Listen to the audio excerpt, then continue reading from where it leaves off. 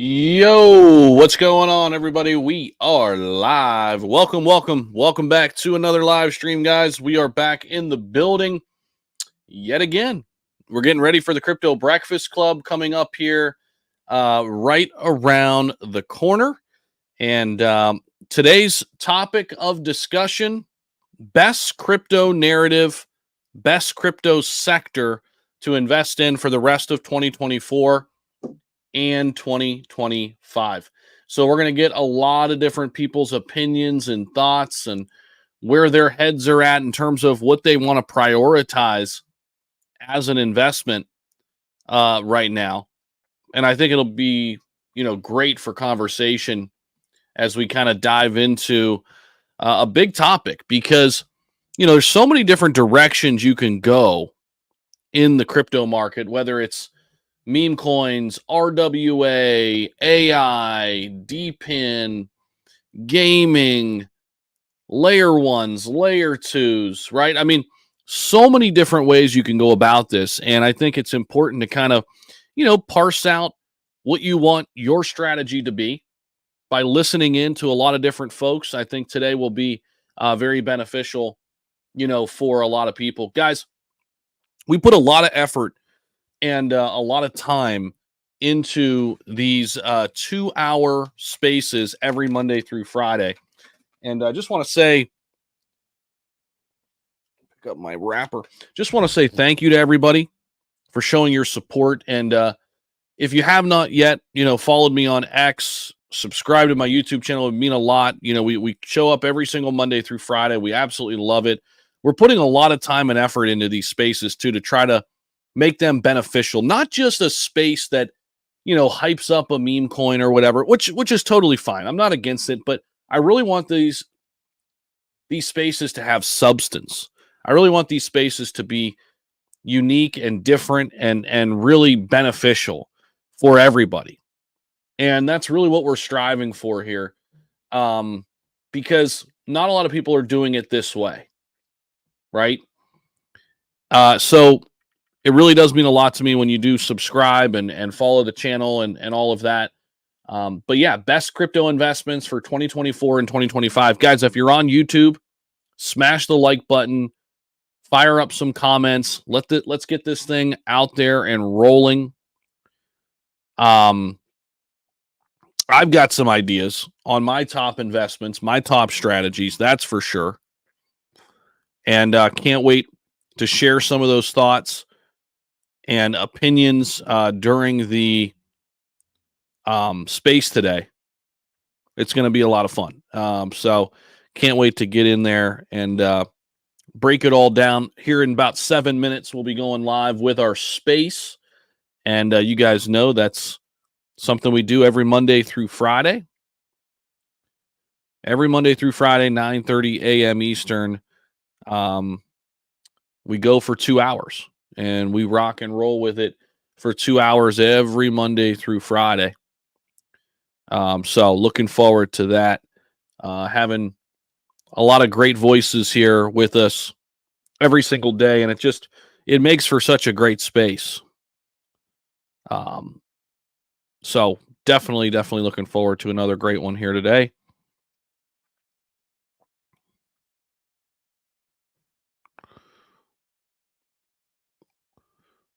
And yeah, we are about to get it rocking and rolling. That's for sure. Gonna be epic. Gonna be another epic one.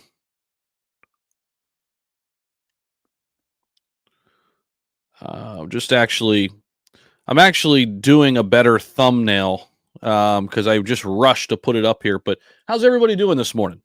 How's everybody doing? Let me know where you're coming from in the chat. Are you on YouTube?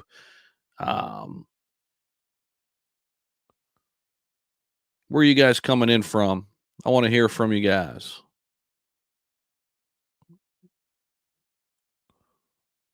Let's see. Who do we got here? Morning, Boca. What's up, man? Give us an airdrop, not just the one we need to invest in. Maxwell, I don't know what the hell you're talking about. Good morning, Summers. Hey, Zach, love the channel. Curious what the circulating supply of Kronos is. The dead wallet has 86 billion in it. To be honest with you, I've not looked at that in a while. Circulating supply on Kronos Usually it's pretty accurate. Where is Chronos ranked these days? There we go. So according to this, circulating supply is verified data. Circulating supply is 26.5 billion of the 30 billion total. That's our circulating supply.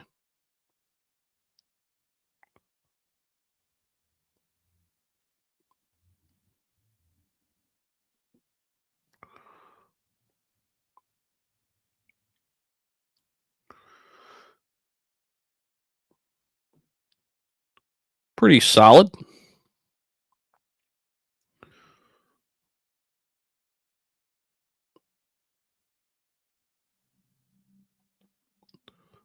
Oh.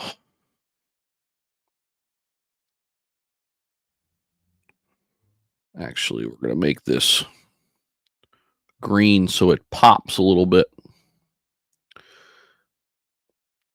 Just want to update my thumbnail, guys. My thumbnail. If y'all understand the YouTube game, you know what I'm doing. Got to make this.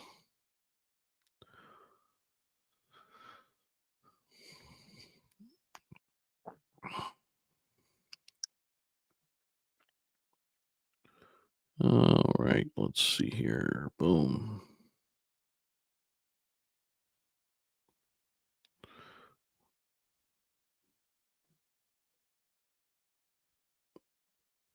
All right. You guys ready for a great show today? That's a better thumbnail now. We're going to upload that baby. We're going to upload that baby. All right, hold on. Let's see here. We want to get as many people in here as we can, guys. We want to get people excited because it's going to be a great space today. A lot to get into. Test 1, 2, 3. What's going on, everybody? I'm just getting myself mentally prepared for the next 2 hours. We got to talk a lot. So I've been in here early, been looking at a lot of different things lately in terms of, assets that I want to invest in here. And I'll tell you this, just getting more and more bullish on some of my big plays, but loving Caspa right now. I'll tell you that. Loving Caspa right now.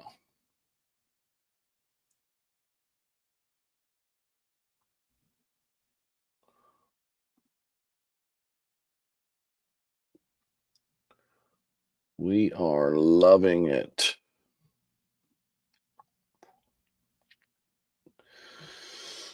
All right.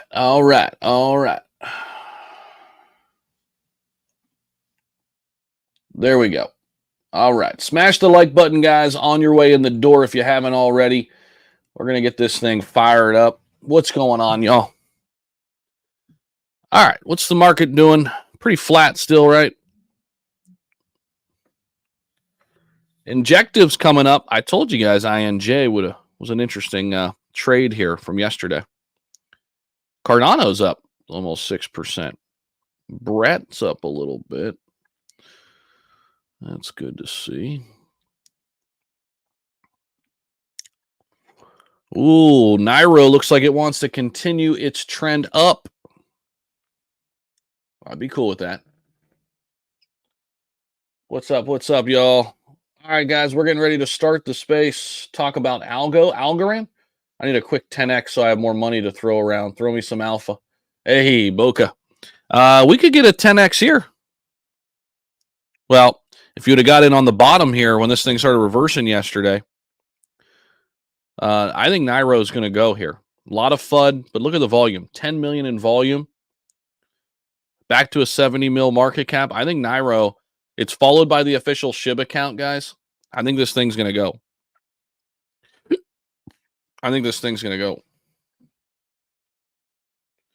All right, we got to start the space. I'm fired up, guys. I don't know about you guys, but I'm fired up. If you guys are over on X, smash the like button for us. Retweet the room, all of that fun stuff. Let's see where we're at here. We are live right here. Look at that. Only 8 likes. We got to retweet that, guys. And we need to start our space.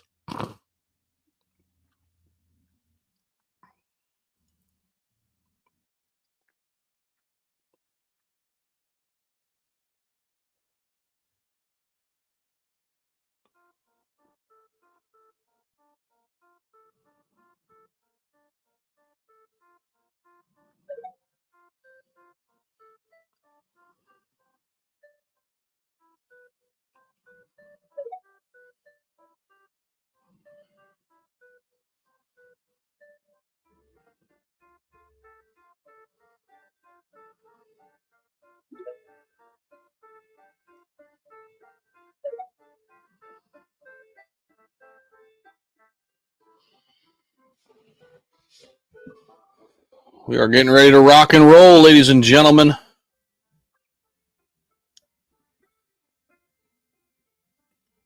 I know, man. I held the bag. I held the bag, Boca.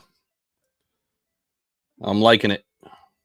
I took a little profits near the top, but I still hold a big bag. Thing was down to like worth like 3K. Now it's back up to being worth like 9 or 10 right now. So pretty pumped about that. So we'll get into that a little bit. We'll definitely fire that up a little bit.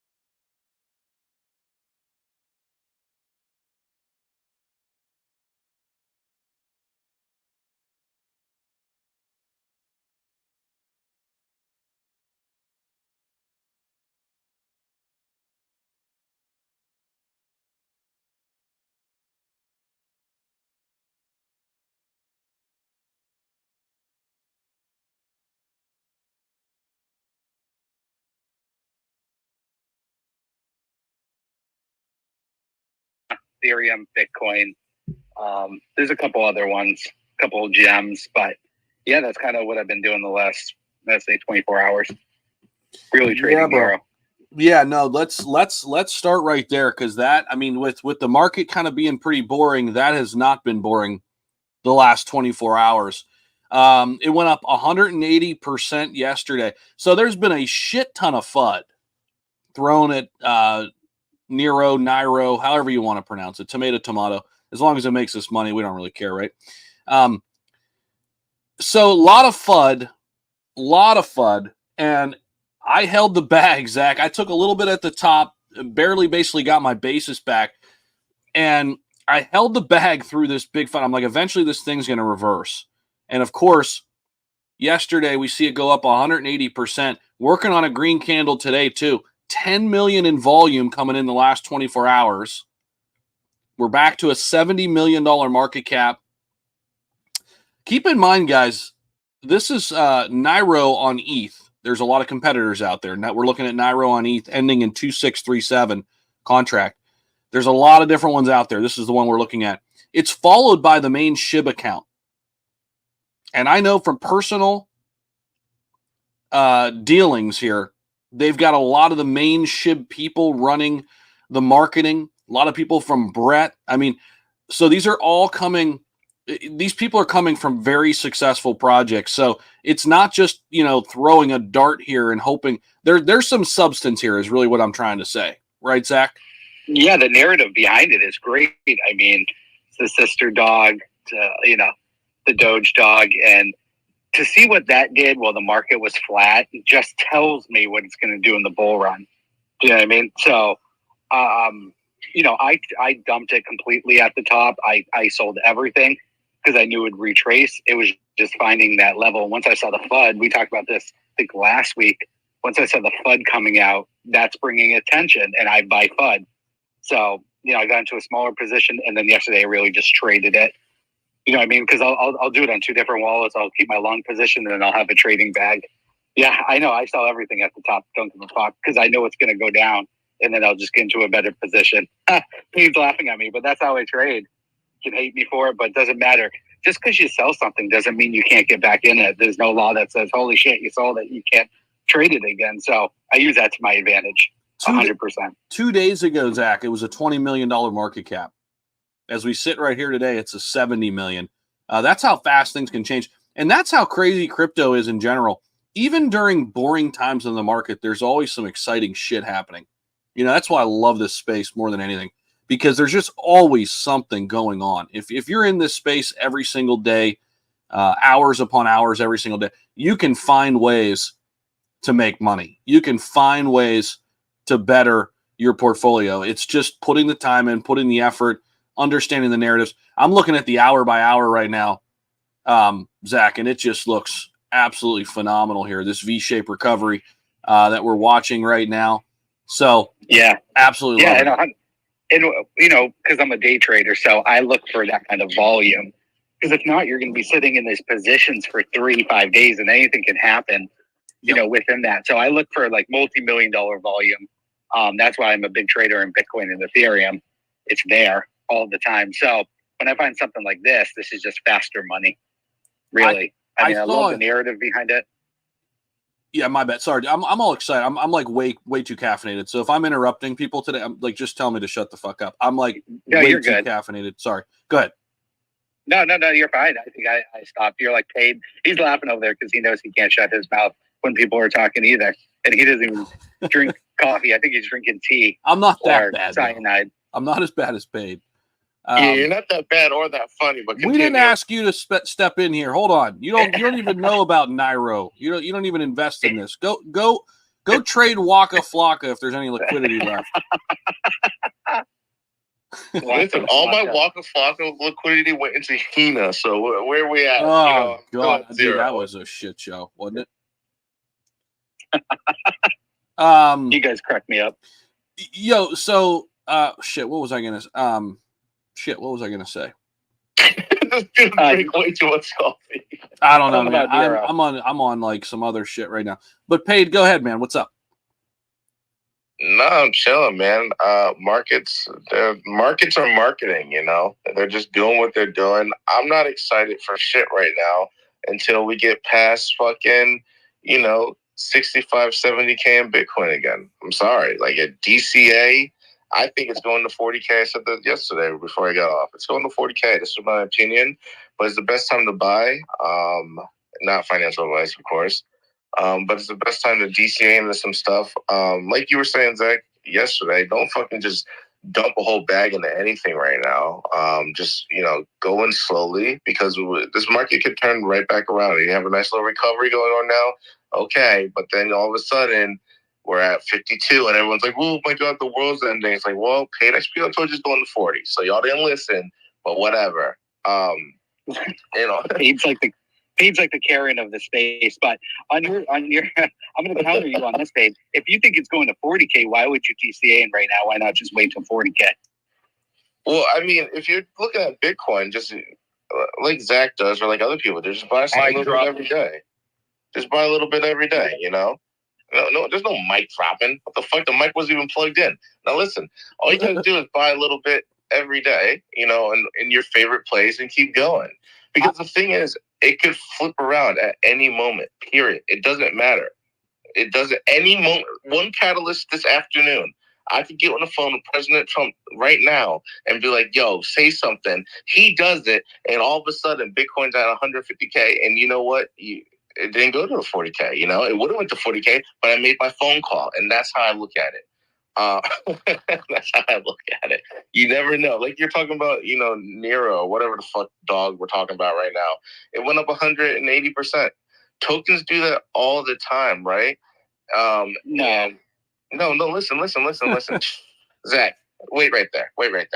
Tokens do that all the time, especially newer tokens that just launched and then they fucking rug right after. But tokens do that shit all the time. And you don't know what the next token is that's going to do that shit. We don't know. It could be anything, and we don't know what Catalyst could do whatever. Cardano just had this big upgrade, and the price action is awful. And it's one of the biggest upgrades in all fucking crypto. And it's just like the price action, there is no price action on it. There's no volume on it, which is so funny. And that's why, I will put a few dollars into that right now. But who knows what the catalyst is for a project like Cardano Descent? If it's not this giant upgrade, what the fuck is it? And that could be for any project in the ecosystem right now, hands down. But it's hard for these projects to get to 80 million. You're talking 200K when they launch. But for it to get to that, you got to look at the holders. I mean, Nairo's got like 19,000 holders. The narrative behind it. Almost 20K now. Almost 20K. Almost 20. Yeah. So that's a huge catalyst for me to look. But they gained like 900 new holders yesterday, Zach. Yeah, I know. It's probably my 900 wallets. I'm just kidding. But if you see, this guy's fucking cheating, bro. Yeah, that's what I do. I got like 10 wallets I trade on. It's crazy. But if you come up as a speaker, you have to retweet the space I'm going to be watching today. Just helps us out, helps you guys out. And all the host, co-host, speakers, all that good stuff. I saw and real quick, hold on, Zach. Hold on. Oh my God, you are interrupting today. This is crazy. Real quick, we are starting something new. We talked about this in the back channel. Zach is laughing, but we did start something in the back channels. This is something that was but requested of us a few times. Soon, we're not exactly sure. We talked just today, but soon we will be accepting tips. So you can go into our Telegram and tip us a few bucks. If you think the Crypto Breakfast Club, one of us or all of us deserve a coffee, send it to our little tip wallet that we're setting up. I think we're starting with Solana. Don't get me wrong. I don't remember exactly what we said. We're doing Solana. But put $1 in and get us a coffee. All right. We're here every day. We're not asking for much from you guys besides sharing the room, liking the room, and doing all that. Tell your friends. Get a brother a coffee. All right. Don't get Zach a coffee, but get me one. It's the corrupt fund bot we put in there, but also don't leave out. I want to say this too. Don't leave out the mods too. They do great work in there, so tip them as well. Love it. Yeah, we're going to get into a lot of different things today, guys, whether it's, Nairo, which we kind of started the show with here. Again, topic today, best crypto investments, rest of 2024, 2025, talking about narratives, talking about various sectors, different ways you're allocating to your portfolio here to kind of set yourself up for success. Let's get down to Andy. I think he was the first one with his hand up. Free Trump, and then Larry's back in the building. Glad to have everybody with us here. Make sure you guys share the room. We'll go to Andy, Free Trump, and Larry. Andy, how are you looking to play this market, man? What are you doing? What are your biggest plays here the rest of 2024 and into 2025? Hey guys, what's going on? For me, honestly, I'm pretty deep into Solana, and as you can see from my picture, Turbo. The AI sector kind of caught my eye a few months ago, and I just started kind of investing in that. But I did want to talk about something. The market right now, the way it's going, is this normal? Like, is this, what the pattern has been in the last, 4, 8, 12 years, kind of going sideways, downwards. It's kind of a little bit confusing a little bit, I know that you'd mentioned, Zach, that they're sort of shooting for like an October bull run or the start of it. Is that still on track to be in October, sort of November-ish, Q4? Yeah, I mean, historically, September's been the worst month since they've been tracking this data since 2009. September's the worst month for Bitcoin. On average, we've went down around 4.41%. Now, those numbers are a little skewed because, we've had some really bad months.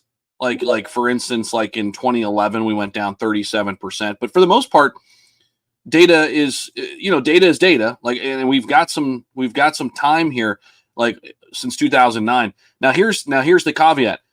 With September being the worst month historically for Bitcoin, it's followed by 2 of the 3 best months. So on average in October, Bitcoin's gone up 27% since 2009.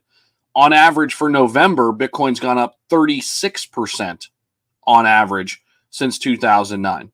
So as we kind of get ourselves prepared for, the big gains, I think that again, historically have happened in these 2 months, we usually do have this drawback. We usually do have some boring times in August and September.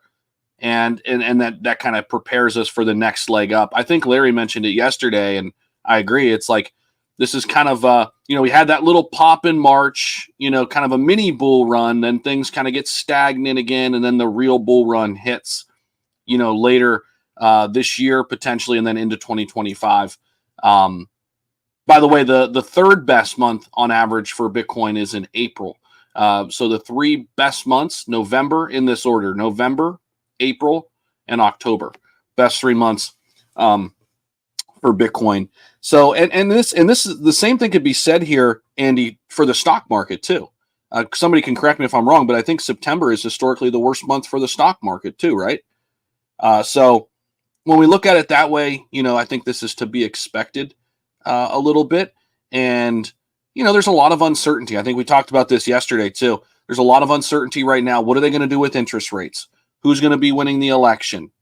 Not to mention uncertainty and global unrest and things like that. So there's a lot of things that I think are working against the markets right now. But as we know, things can flip and change on a dime, right? And especially in crypto, because this is the most, volatile market that we have, right? So I think it's, honestly, it's more important now than ever that we just say this: stay focused, stay locked in, and stay in the game, right? Because the worst feeling in the world is, exiting here because things are boring or whatever, they're choppy. It's like, I'm getting out. And then all you have to do then is chase green candles when everybody and their brother's making money and you're trying to catch it on the way up, right? I think the best way to play it is just play the long game. And that's kind of why I wanted to talk today about, just setting ourselves up, putting ourselves in the best position to when this thing breaks loose, how can we, make sure that we're creating life-changing wealth, right? Because that's, at the end of the day, that's why we're all here, right? It's one of the reasons why we're all here. And let's get down to free Trump. Hopefully that answered your question, Andy. Happy to have you. Appreciate it. Yeah, man. Free Trump, go ahead, and then we'll get up to Larry. All right. So with that Nairo thing, man, this goes to show, like, no matter how much of a degen you are, you're still a degen. Like, you're not a professional. Because I aped into the wrong Nairo coin yesterday, and it tanked this morning, and the other one took off. So, but I'm going to park it there. I'm not going to touch it because, I don't know, sometimes people take profits out of one, they roll them into the other. So I think it's still going to go back up. I don't know. Who knows? But there is buzz starting to go around now that Trump is actually going to get jail, and they deployed the National Guard in New York City because of the police are going to have issues with the union and stuff like that. So right now it might seem stagnant in the rest of the market, but look at all the stuff that happened. Warren Buffett selling off $6.2 billion of his Bank of America. And then he parked it into some long-term BS, which I don't think he did that to leave it there. It's a safe bet for him to not lose it while he's sitting on it. Because obviously if he parks it in cash, it's devaluing by the second. So I think we're ready for something big. And man, it feels like it's going to be upon us sooner than later. Traditional markets and trending in crypto, there's a lot of room for error there because this is so new. And I mean, I feel bullish. I think it's going to hit anytime. I mean, by the end of today, something could happen, and this whole thing could, like, the lid could blow right off. I'm going to mute. Appreciate that, man. Happy to have you here as always. Thanks for your support. I see we got a bunch of different people up here too. We got Max up here, Hover, Your Corp. I see you guys. Let's get over to Larry, and then we'll get to Your Corp and then Max. Hey everyone, good day to all of you. So it's been a few crazy few hours, and actually, Zach, correct me if another Zach, correct me if I'm wrong. I did tell you guys that the Democratic Party would accept crypto officially, but I said it loosely yesterday, and the last podcast before that, and the last space we had that, and also on the pegged Durham on the UAE a week ago on a couple of other spaces, but on this space as well. So I'm going to give you some more alpha from my privileged insight that I have from my day-to-day desk job. All right. So, but before that, I want you guys to take notice that the hypocrisy in action that both parties, I mean, would accept DeFi. We know that the Republican, you can be bipartisan, it has nothing to do with politics, but the same people that are against stables, the same people that are against, cryptocurrency and decentralization have their hands wide open for it now.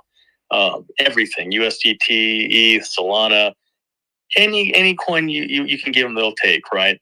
But beyond that, I wanted to go into what Van Eck gave a forecast, and it's just funny. Like if a DGen or someone that in DeFi gives a forecast and its features and its manipulation and its speculation, right? And then you get a Wells notice, or you get a subpoena, or you get a cease and desist, right?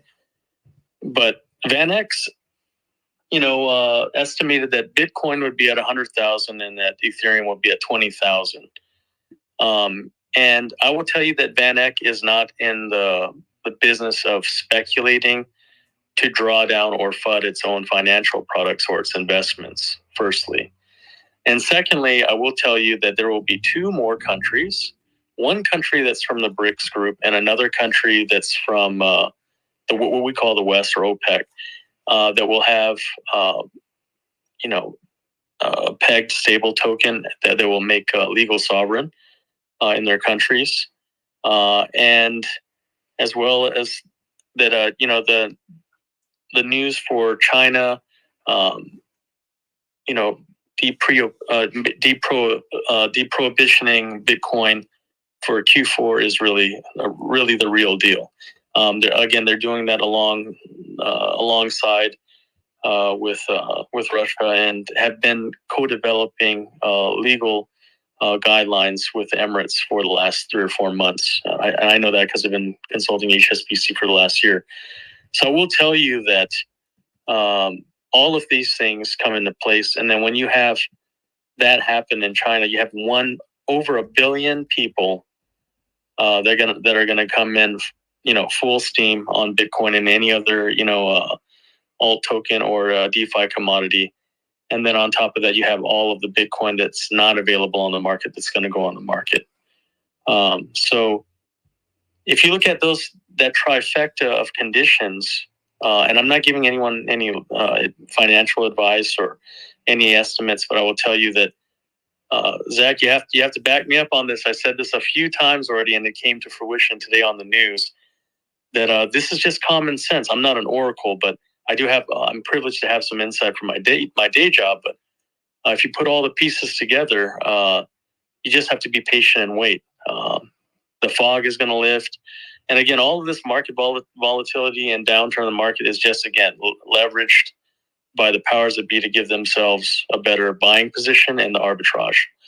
And I think Mutasco put up some statistics and some pictures that kind of outlined the correlations between the internal arbitrage and the leveraging for their improved positions. So again, all of these are a catalyst for a perfect storm of inequities, but these inequities are going to be heavy for us later, because they'll give us a little scrap to eat on.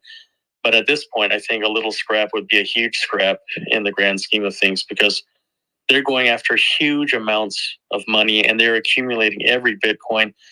And this is going to trickle down to every other alternative coin, or one of the main 4 DeFi commodities.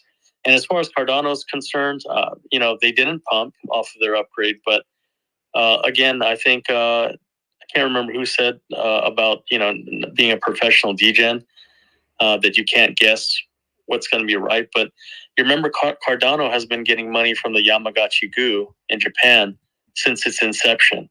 So whenever they pump into Cardano. And you can interpret that any way you want to. But you can see that, everything is black and white. So the forecast is good. Thanks, guys. Love it, Larry. I want to get your thoughts too, real quick, because I've heard you reference Dpin. I think you've referenced AI, RWA. Which narratives are you kind of prioritizing, or which sectors right now? Are you still kind of in an accumulation phase as an investor, or if somebody were starting today, maybe that's the better question. If somebody were starting today, where would you kind of focus in on? Because there's so much going on. You know what I mean? It's like, how do you narrow in and focus up on something? Well, if you look at Dpin AI and RWAs, they're kind of one and the same. And you can have two approaches. You can invest in a project, or you can invest in the infrastructure. So myself at Hash, I spend all my money on GPUs, the facilities, all of my ASIC miners, my partner's ASIC miners, and they all kind of go together. We are a wholesale level GPU, a hash and data aggregator. We've had our facility 5 years before we even did an ICO, before we had a token at all. And this was in preparation for. And now not just governments, not just individual end users, not just large corporations, but even nation states are shopping out GPUs because there's a shortage. You have to ignore the subpoena from against NVIDIA. You have to ignore the kind of the downtrend in the stock price. You have to look at the bigger picture. The reason why the price went down is there's more competition. And eventually, the monopoly on, GPUs and processing is going to go down. And that's what we're seeing right now, which is good for the space as a whole. But, the broader scheme of things is that Dpin is very important because not everyone needs to be on a cloud.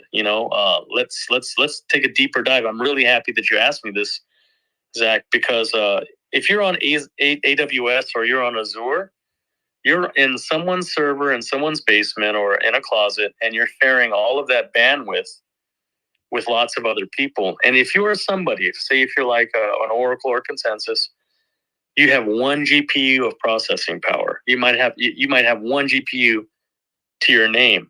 And if you want, and if you think this is a scary, you think your data is safe, this is why data sovereignty and Dpin is so important. Is if you go into the Zen, Zen is an open source language, and then VRAM made all of the utilities available for the Azures and the AWS to flourish and be available, and then eventually become AWS and Azure. But then when they got acquired by Broadcom said that they would make a deal with all the powers that be to give them access to all of your private information, your IP, whatever you're doing on these clouds. And, Web3 is based on this whole cloud movement, So with the Broadcom situation happening, all of those guys that went from VRAM went back to VRAM because the ethics were being skewed by Broadcom. So I want all of you for your homework tonight to look up Zen, VRAM, and Broadcom. And this is why Dpin is really more important. If you do right, if you're transparent, you will make your money. You will pay your bills. You will eat well. And that's why Dpin is so important, because it's not just the money making or the hash aggregating or the GPU computing power on large LML models for AI. all of those kind of come together for your survival and your right to privacy and data sovereignty, because your data is being monetized against your will anyways, and your whole life's being tracked. So I want all of you to look at those three: VRAM, Zen, and Broadcom. And then it'll take a quick Google search and you'll find out why Dpin is so important. So that's why I'm bullish on Dpin, Zach. And I think for me, one of the biggest investment strategies that I would do is more based on your individual privacy and data sovereignty. And that would be, look at the masks, look at the different privacy oracles, look at the different many products. And Zach, I'll let you plug in whoever you guys want to. But I would say that, like, at one of my home protocol at Hash AI.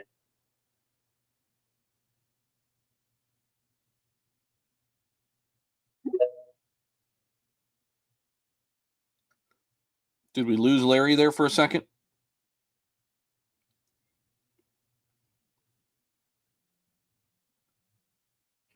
I think we did. I don't hear him no more. Yeah, I don't hear him. He was kind of fading, like just intermittently in and out there for a bit, and then maybe he stopped. Yeah, we'll bring him back. We'll bring him back up here. Great knowledge as always. Definitely want to get him back up here and get his thoughts there. Bringing Mara up here too. I think Your Corp, you were next. Let's go to Your Corp and then Max, and we'll get try to get Larry back up here. And of course, anybody who wants to come on up, feel free. Come up and join us and give us your thoughts. Hey, what's up, everybody? Good morning. I hope everybody's having a great day. I'm feeling super, super bullish when it comes to the market. Everybody's like, why would that be? Yeah, market's going a little bit up now, and from the other day, 24, 48 hours, but still super early, guys. Just look at it this way. Look at it. I'm looking at it this way. If you are in the long run, like most of us are here, at least I know I am. I know there's sometimes we're going to be trading to get some quick money and stuff, but look at it this way. When I got in here, that I didn't know nothing about crypto, I just heard Dogecoin, and I just said, Dogecoin, oh, let's see what is that. And I got in it, whatever. I didn't have no idea what was crypto, but I'm glad I got in it because now and when I got in, it was only like what, 2-3% of the popularity of the world into crypto. Now it's like 6%. I'm super happy that I'm there because even though all the politics are being hypocrites, or anybody that used to be against crypto, now they're liking it, hey, it's in our favor. It's just straight up in our favor.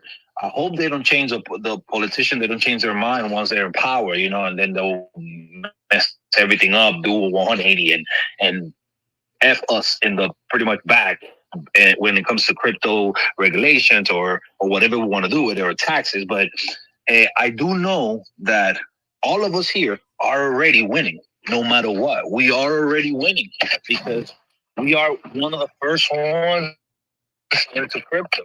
We are one of the first human beings that are into the cryptocurrency. Now politicians are getting into it. The government is getting into it more, trying to get it more stable, like how we have said before, like the com era, like the .com era. It's just like it. So, guys, don't stress it. And if the politics, I don't see they're really that much of a hypocrite, because then I feel that if people calling those people hypocrite, then I'm a hypocrite because I done the same thing that they doing. I before didn't like tokens, that I'm like, me invest on that? Oh no, hell no, that's just nothing. But now I'm like, what? That brings me money? Oh hell yeah, I'm gonna invest on it. I don't care what it is. I look at it as a politician, I kind of realizing now that, hey, it is true. This is for real stuff that is making money. Yeah, some of them are gonna be like, yeah, I'm gonna say this and this so we can get power, but a lot of them are pretty much talking real stuff because, hey, I'm pretty sure they want to get money like us. Like, I'm pretty sure. So it's not always that they are hypocrites. It's just they're getting educated. So that's pretty much it. That's all I want to say. So that's that's all I wanted to say. Yeah, that's all. You guys take care and have a good day. Thank you, bro. Appreciate that. Let's get down to Max. Max, what's going on, man?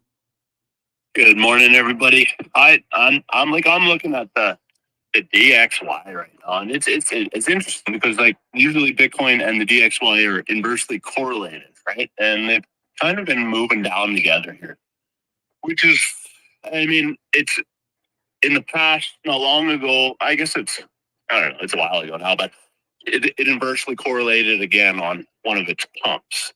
So now the interesting part for the DXY right now, like, it just got rejected by the 3-day 200 MA, but it's also catching support on the 5-day 200 MA.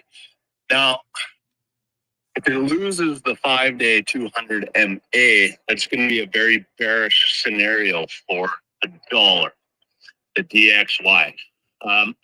There's a potential, like right now it's at 100, just about 101, 185. If this breaks down from there, it could potentially go to 89, right? Which would potentially create a beautiful opportunity for it to create a head and shoulders pattern, which would be extremely bearish. I mean, it would have to form a right shoulder after that and then move down. But given the circumstances of the world right now and everything, and how polarized everything is and how uncertain everything is I think it's something to look at. The breakdown of that head and shoulders pattern would be potentially to 69. That would be unfrickin' heard of. Like, that would be a collapse. That would be something else, right? But on the other side of the spectrum, if it's able to get above that 3-day 200, it could potentially push to 139. So now, the reason why I'm kind of going over this is the fact that, well, Bitcoin itself is also kind of in a funny position. And this is how the market makers work, right? They're going to push it to the point where they move against the masses, right? They want you to feel as bearish as possible. They want any people to sell. And if you sell, I mean, you're probably just selling into their game plan, right? I mean, historically speaking, that's been the case. But right now, like, Bitcoin has bounced off of the 2-day 200 MA, right? So now, if we just take a quick little step back into history, the last time that we bounced off of that 200 MA near the beginning of the bull run, to keep it fair, would have been when Bitcoin was at 5,780.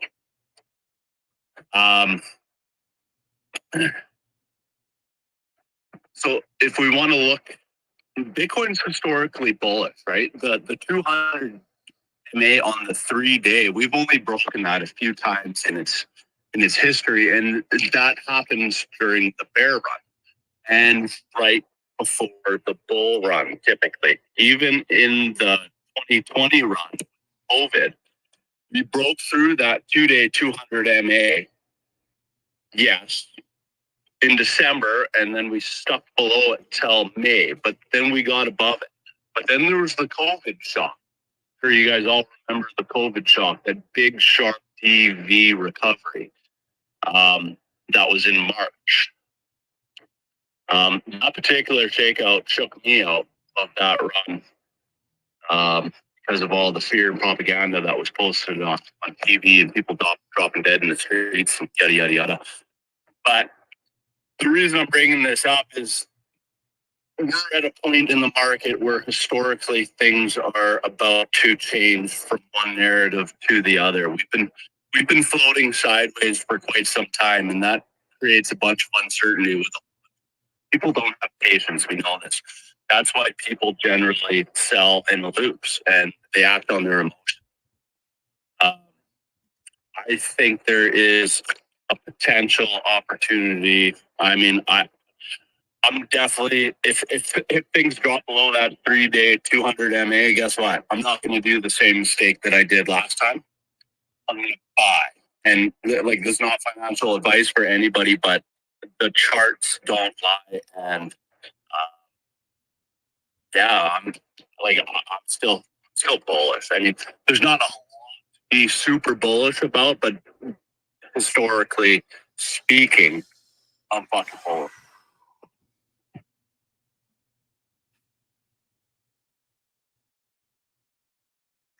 Did we lose Max there? Or?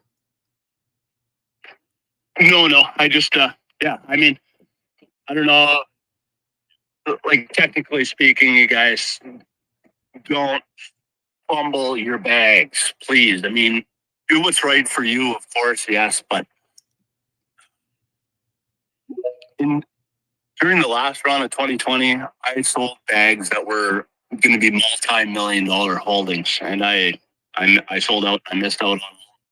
I didn't buy back in, and I watched it fade away from me, and it was just because of being manipulated emotionally. And guys, just be aware that that's the game they play. Yep. What Quinty boys looking at parallel trap, man. It's it's a vertical. If you look at charts and you correlate Bitcoin against other high scarcity commodities, you can see one of the big differences right now is the powers that be have used conflict as well as exterior conditions. Last night I talked about the Nice and a couple other examples of manipulation where things that would have took 12 years have been revived in one day, and it's no coincidence. And what I want to say is when hyperinflation sets foot in the places where there's a high amount of potential new holders, they inflate prices. But in first world economies or second world economies, they do that by reducing wages, and jobs are flatlined with very, very gray forecasts for revenue and job production. We can see that from my native United States.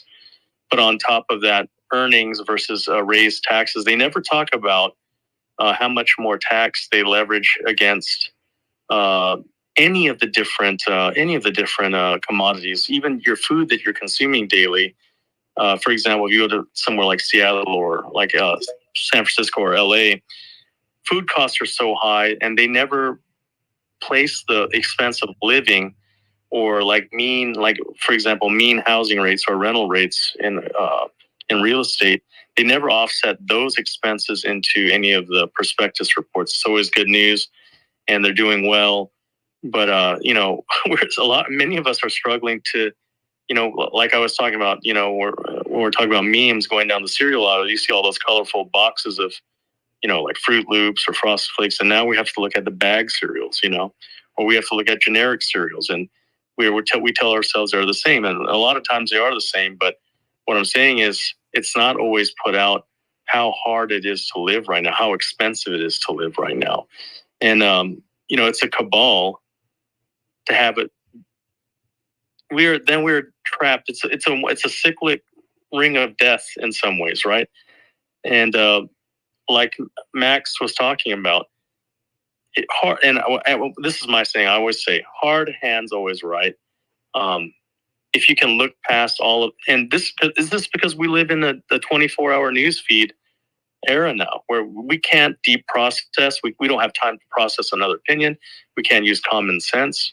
We can't zone out. We can't zoom out because we are bombarded with different media, and our meta is being used against us daily. And that's why I said one of the biggest financial investments you can do for yourself is invest in Dpin, in infrastructure wise or hardware wise, and democratize your data and democratize your ability to invest in DeFi, and come together in groups like this to talk about strategies on how to, if you can't future proof, at least sustain what you have. Because right now, sustainability is one of the things. And I want to let you know, whole countries wouldn't be doing what they're doing right now, tethering against stables, no pun intended. And Van Eck, one of the biggest investment houses, wouldn't put their asses on the line by making a prediction for 100,000 on Bitcoin and 20,000 on Ethereum. And I'm not an oracle. I'm not giving anyone any financial advice, but I think those are two common sense consensus that all of us can figure out, you know. So, speaking of Ethereum, thanks, Max, for letting me jump in. And Zach, I was getting rugged earlier for signal, so sorry about that. No, thank you. Thank you for your, yeah, I mean, I've getting to know you, Larry, through this Breakfast Club. And if you guys aren't joining this Breakfast Club daily, you're missing out because the alpha's here, you guys. These guys are truly here for the people and the alpha. English or Spanish? Join the Telegram. If you speak, you are gay. Resistance is just living at this point right now. I wanted to add that. So they don't even want to see us live the best lives we can, you know. And so, like, a lot of us are saying when Lambo, because we're programmed to have that emotional attachment. But many of us should be saying when clean water, when no microplastics in your food, when emotional happiness, when no more endorphin dump, and when no more disappointment and anxiety from just trying to live, you know. And a lot of that is just taking in a perspective of being able to think about, okay, if I am patient and I drum to my own beat, this might be one of the first times where listening to one another rather than listening to the 1984 Orwellian, you know, doctrine that we're being accustomed to. I never thought in my life I would see artificially induced global pandemic. I knew low intensity conflict had been occurring for a long time because my past career, you know, working for Uncle Sam, I've seen it all, you know, but I never thought in my lifetime I would see two global pandemics. But again, there's some beauty in this. We would never thought a digitized currency or an asset would become a pathway to at least partial freedom, at least the choice. You know, even our ability to choose is being taken from us. So again, support one another. It's easy to get caught up because we're losing money. There's a lot of negativity in looking at your daily portfolios, but trade with grace and trade with you know, your fellow man in mind. So I'll end with that, Zach, and everyone else. Thank you again. Much appreciated. Let's get down to Tax Guy. I think he's been waiting a little bit. Curious to hear your thoughts right now on your strategy, rest of 2024, 2025, market sentiments, and then Mars got his hand up, and then we will get up to the Bitcoin ape as well. Tax Guy, go ahead. Hey guys, I'll keep it short. I wasn't really waiting. I was also just enjoying the conversation and the alpha that you guys were giving. No, there were three things that I wanted to share with you. And hold on real quick. Miss Chaser, yeah. You're a loser and you're out. Sorry. Go ahead, Tax Guy. Okay. No worries. One of the things that I always tell people, it's like buying cryptocurrency is pretty easy. Selling cryptocurrency, that's the hard part. Selling at the right moment, have greed not kicked in. That is the hard part. Tax Guy, real quick, it sounds like you're muting your mic. Maybe you might be like holding near the speaker. Wait a second. Give me a second, please. Okay. In the meantime, let's get up to Tax Guy. We'll come or here. Let's give him a minute. Actually, Zach and Paid, be careful who you let in here too. I think there's people. You know, there's always people trying to come in here and troll. Bro, I don't even be letting people in this bitch. All right, I'm not gonna be honest. Like, I don't even let the one in here. Like, don't let O2 back in.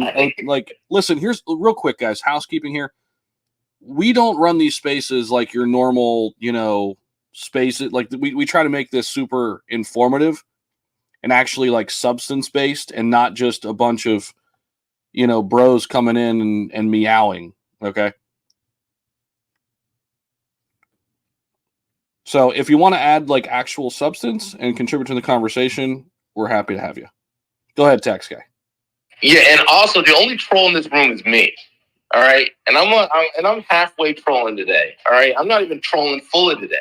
Today it's a half paid XPO troll day. That's what it is. That's why I'm chilling. That's why you don't hear too much of me. Cause I like to sit in the background and listen a little bit, but don't come up and troll. Let me troll. You want to troll? DM me, and I'll do your troll for you. So can you guys hear me better now? Can you please confirm? Yes, that does sound better. Thanks. Yep. Yeah, once my microphone is broken for my phone.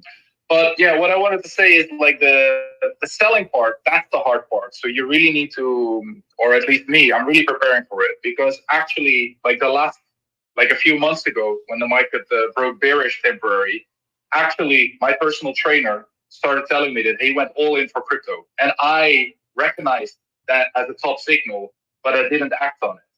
So it was actually a great moment to realize that I had to go out. And I remember also the last bull market, there was actually a taxi driver that was talking about Bitcoin, and that was a bull signal. So you see those memes all the time, but it's actually pretty true that those are the last people that are jumping in. So selling, that's the hard part. And if this is your first bull market, very, very much good luck with that, because I've been here since 2017 and it's still hard to get out.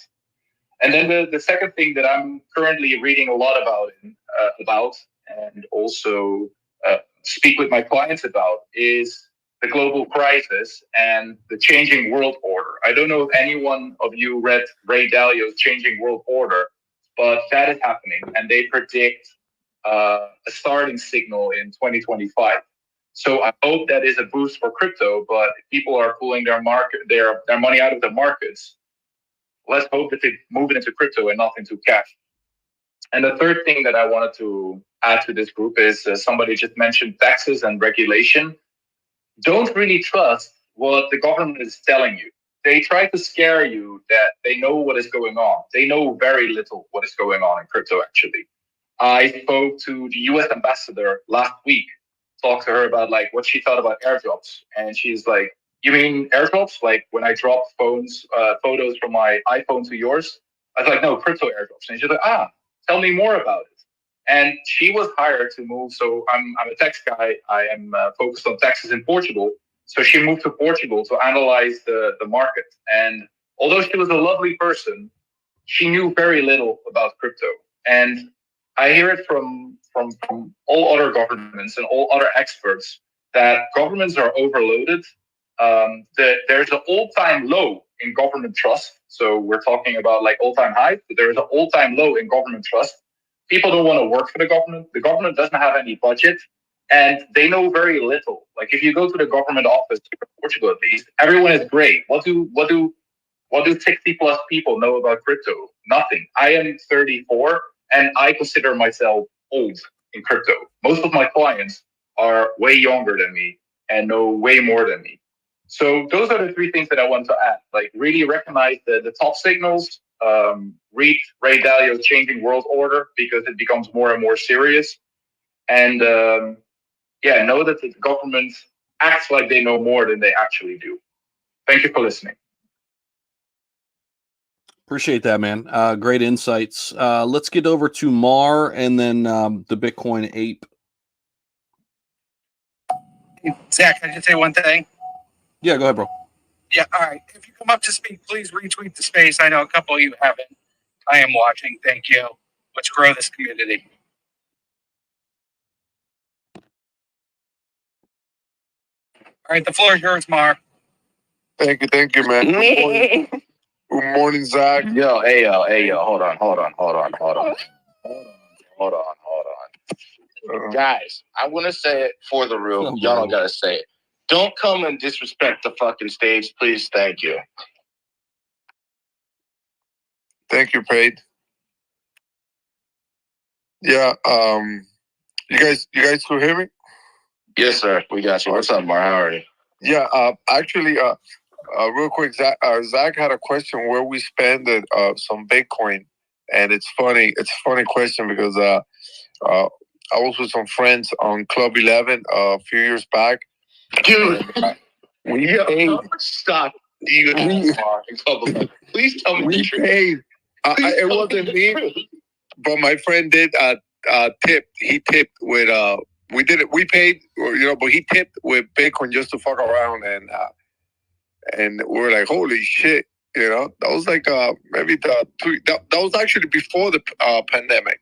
Before the pandemic, Club 11 was already taking Bitcoin. So we're talking about 5 years ago, man. 5 years ago, they're already taking Bitcoin. But yeah, man, if you guys could see it on the comment section, I posted a project that I spoke about the other day. I mentioned it. This is actually for me. This is it's not a Caspa, of course, but they've been around since 2022, and they've been on a nice uptrend. Nothing crazy like Caspa, but they've been on a nice uptrend.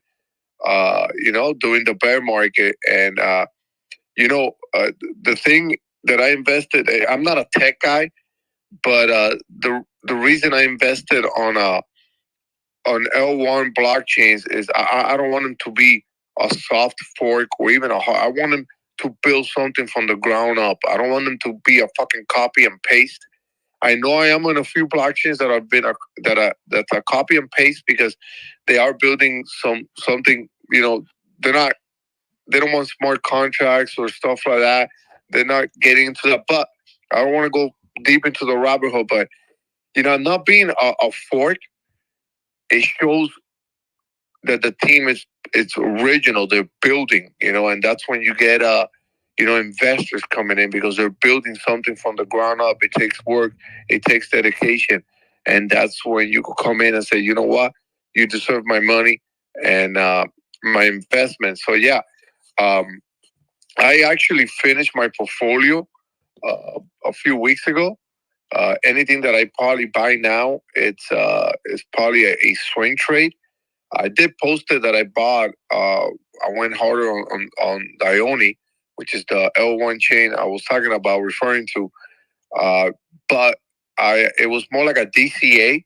I've been in this project for 2 years, man, and I think that this is one of my best investments that's going to pay off in my portfolio. And one of the main reasons, Zach, from Subway, that I actually DCA'd on it, I got in a year plus ago, and I took some nice profits on it. But I'm tired of looking at these projects with garbage ass liquidity.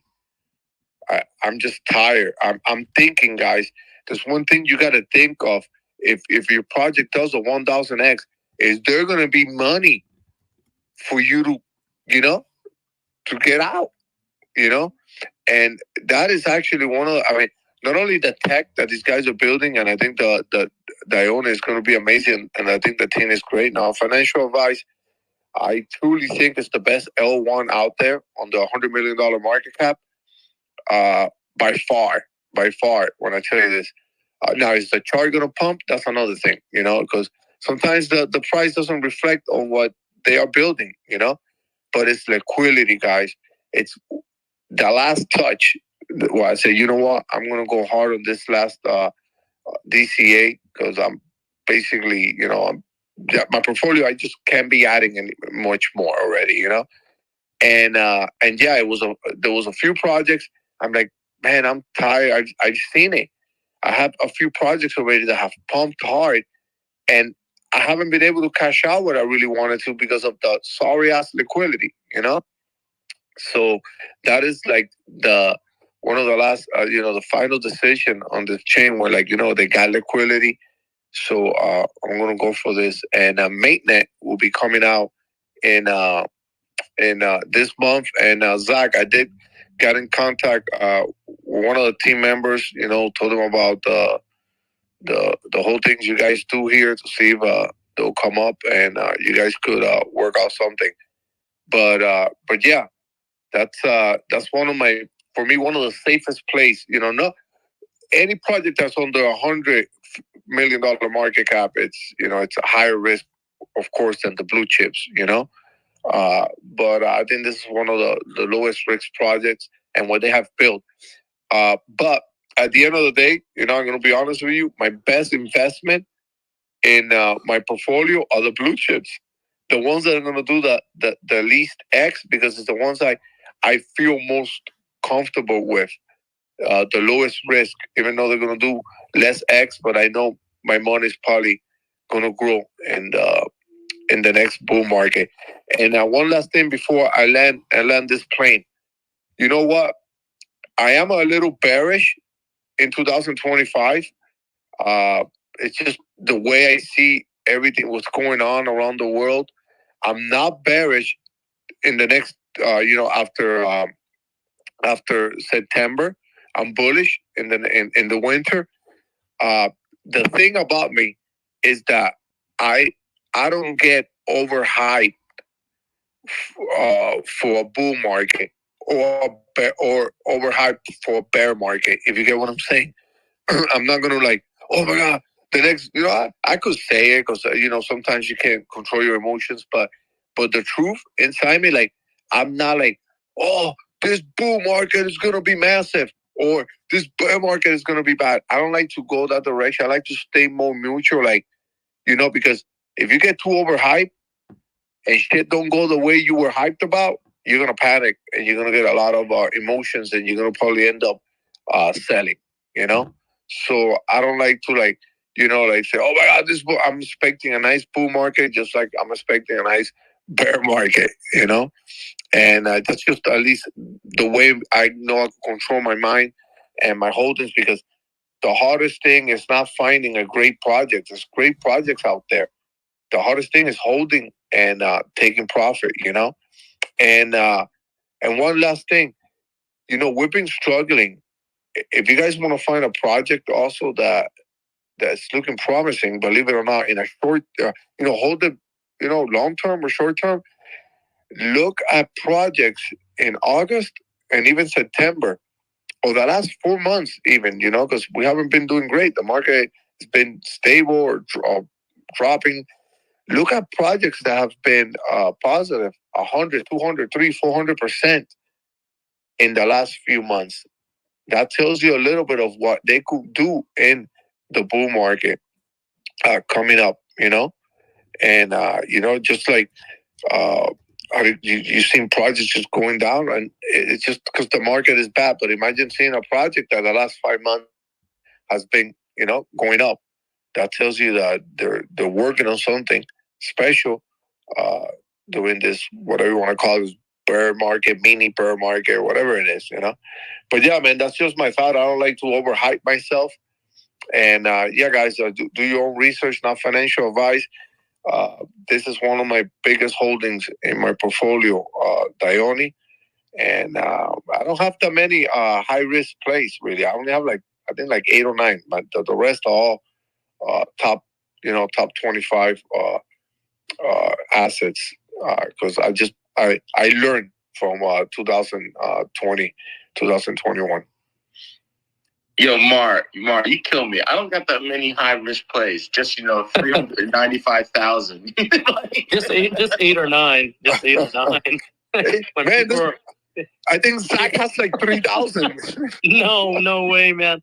When most people are think that Bitcoin, although it's the most stable thing, with a hyper-deflationary mechanism, it's a pretty high risk play for most, general people's portfolios. But Mar's like, no, I'm in Dione, as one of their top 10 whales. And I got 8 or 9 other high risk, and I got about 47 other medium risk portfolio takers. Yeah, this guy's over here at Club 11, tipping the weight. Oh, yeah. Bitcoin and Dione now. This fucking guy. Don't let him lie to you guys. Mar's a whale. I don't care what no one says. No, I'm holding a good size bag. I was struggling. My story back in the FTX collapse. Solana saved my ass. I had the stomach. And I was like, forget it, man. I'm already down. I'm basically almost dead. Let me just put a nice bag, on Solana when it was around $12. I remember it going down to almost $8, and I'm like, what the fuck did I just do? And then all of a sudden, boom, And I remember being in a space and hearing an actual VC, big money, in the Mario space, and they said the big entry for VCs, it's $16. I'm like, why $16? It's cheap. It goes because they were waiting for for it to return back and start going up and see if this thing was going to survive, and not do a Luna or whatever it is. And I remember hitting $16. Yeah, I remember hitting $16, and from there, boom, starts going to the 20s. That parallel retrace that they call was parabolic. It was crazy. I was just like, man, I wish I trade tokens right now, because and I think this is a good example of testicular fortitude.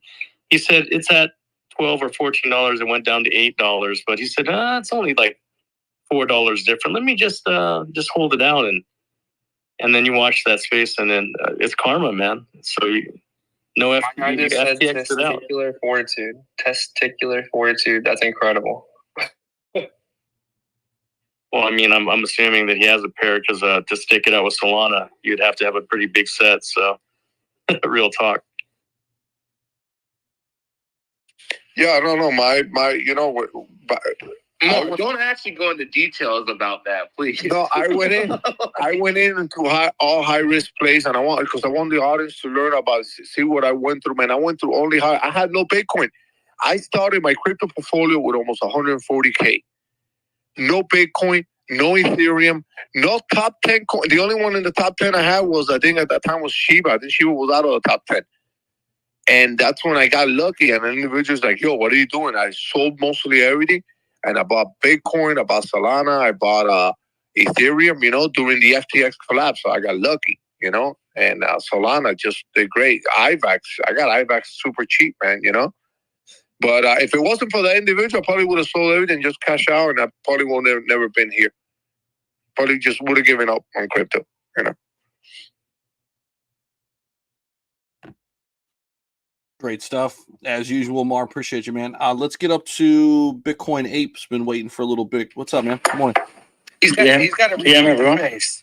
Oh, Bitcoin Ape. You got to retweet. Oh, you got to retweet. Zach's on your ass today. Come on, you. Just read the first pin message. Retweet, follow host, go host. This is pretty simple stuff. We give you a platform. Love to hear from you, but we do require the retweeting. Thank you. Yeah, we'll make it, bro. No worries. GM, everyone. It's great space, you know, with alpha and with, view about the crystal space. But, bros, I'm fucking fed up. I'm fed up, bro. I'm going to Twitter, I'm going to Reddit, I'm going watching the TV, I'm talking with friends outside, I'm talking with people, some anonymous and etc. And you know what? A lot of people, are crazy, are losing money. They are losing their savings, life savings. They are, losing their hard work money, They are losing even their father and mother life savings. For what? To be a fucking exit liquidity. For what? For fucking shit coins? Bro, I'm fucking fed up. The crypto space, basically it's a great space. There is a lot of opportunity. But the thing, unfortunately, people are losing common sense. Because for me, the great strategy to win in this market is open your eyes and have a fucking common sense, bro. Have a fucking common sense. When you are seeing people and when you are seeing the market, look at the market. Open your fucking eyes. Look at the smart money who's doing what it's doing, the smart money. What the smart money is doing. And follow them. Follow the money. Follow what they are doing, the big boys. They are going to RWA. They are going to AI coins. They are going to the top 5, crypto space, like Bitcoin, Ethereum, no financial advice, bro, but and look, open your eyes, bros. I know you are new in the market, but have fucking common sense. Don't lose your money. Yo, Lose I'm maybe crying. 5 or 10% of it. Right now. I'm literally, new token ticker right now dropping. Open your eyes. Someone launch it right now on Pump Fund. Because what in the fuck is that? It sounds like you got wrecked. Did you open your eyes, bro? I'm opening my eyes, bro. But my eyes are open. But I'm fed up. I'm fed up. I have a friend who lose 10K. He lose 10K in one shot. I say, what the fuck are you doing, bro? He's losing 10K for a fucking shit coin. I said, no, don't go there. And he was right. I'm fed up, bro. I'm fed up. But bros, have common sense. Open your eyes. Now, the builders are building. They are building now. Don't look at hype and marketing and stuff and all the blah, blah, from, any people. who are talking and don't know what they say. Look at small project with builders and go. Look, study the project. Look at the community. Can you please say open your eyes one more time for the room? Open your eyes. Bro, they don't open their eyes. Frankly speaking, too much people now. All the people around the space, please talk. Talk with even the young people, mostly the young people, the newbies. Talk with them. Tell them how we invest money. Because they are making, maybe they are working hard to make this money and losing like that. No. In the eyes closing, no, they are losing their fucking hard money. Yo, I am fucking crying, bro. That was the most encouraging. You're always up, bro. on this stage. Bro, I'm Korean. My eyes are small, and now my eyes are open. That's great. You have me as a Korean guy opening my eyes as big as I can.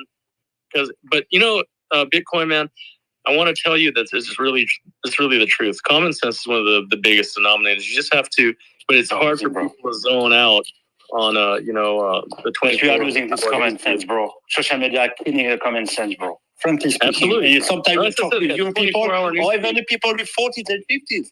What the fuck? Go outside, talk with people. Go see the world, mate. I told you, my eyes are small. Not how big as they can. Hold on. Wait, hold on. Common sense is to buy Nairo. Yeah, I guess. Zach, wait, hold on. Wait, the Bitcoin ape. What are you French by the chance? Yeah. It's funny because I'm in France now, but I heard a joke before. A black guy, a French guy, and a Korean guy go into the Crypto Breakfast Club and share the room. That's the new world, bro. Just before anyone gets offended, I'm the black guy, so I can. I'm the Korean guy, and I can say that because my eyes are small. So this is how we end racism, guys. The Crypto Breakfast Club just ended racism. If anyone says anything negatively about any race anywhere in the world, just send them this fucking recording and just know we ended it right here. All right? We ended it. It has to be fun. It has to be fun, bro. And common sense, and when you are common sense, there is no race, no stuff, no anything, no religion, anything. Common sense, bro. Even for example, for the investment in financial. You have, I don't know, 100K or 50K you like to invest or stuff like that. Don't invest everything in one small shit coin. Take some, risk, but 5-10% risky coin or stuff like that. And then go and see the world. See the smart money, BlackRock, Fidelity, big banks, I don't like VCs, but because most of them, are looking for only exit liquidity, unfortunately. But you look, open your eyes, yo. Open your eyes. Sorry, open your eyes. You're always welcome. You're always and meme coin. It was good meme coin. Yeah. You can have a Korean guy, a black guy, and a white guy on the ticker, and call it "Open Your Eyes." That'd be the new ticker. Someone do that right now. I'll put a couple bucks. More like open your wallet. My wallet is wrecked now. Man, it would go to Radium for sure. It would definitely be on Radium right away. Real quick, we do have Corrupt Fund up here. I would love to hear from them. They got a bot that I utilize. This is not an endorsement. They don't hire me. They should hire me. But they do have a bot that we use on Telegram, and then other projects do. And that we mentioned earlier that we're doing the whole tipping thing. I'm pretty sure Zach from Subway, we are using Corrupt Fund to do that. So you guys can tip us in our Telegram coming up pretty soon. I'll probably segue this conversation a little bit to that so they can, talk about how the bot works and, how we will at the Crypto Breakfast Club be allowing you guys to, buy some coffee or something. Buy me an energy drink. Buy me a shot at the bar as I'm in Paris this week, You would come, bro. The Bitcoin, real quick, DM me because I need a few more spots to go in Paris while I'm here. For sure, you would come. No, I appreciate it, guys. I actually bought someone a Happy Meal the other day. I sent them, a point whatever of Soul. I'm like, go get you something nice. It's just a nice tool to have in your Telegram.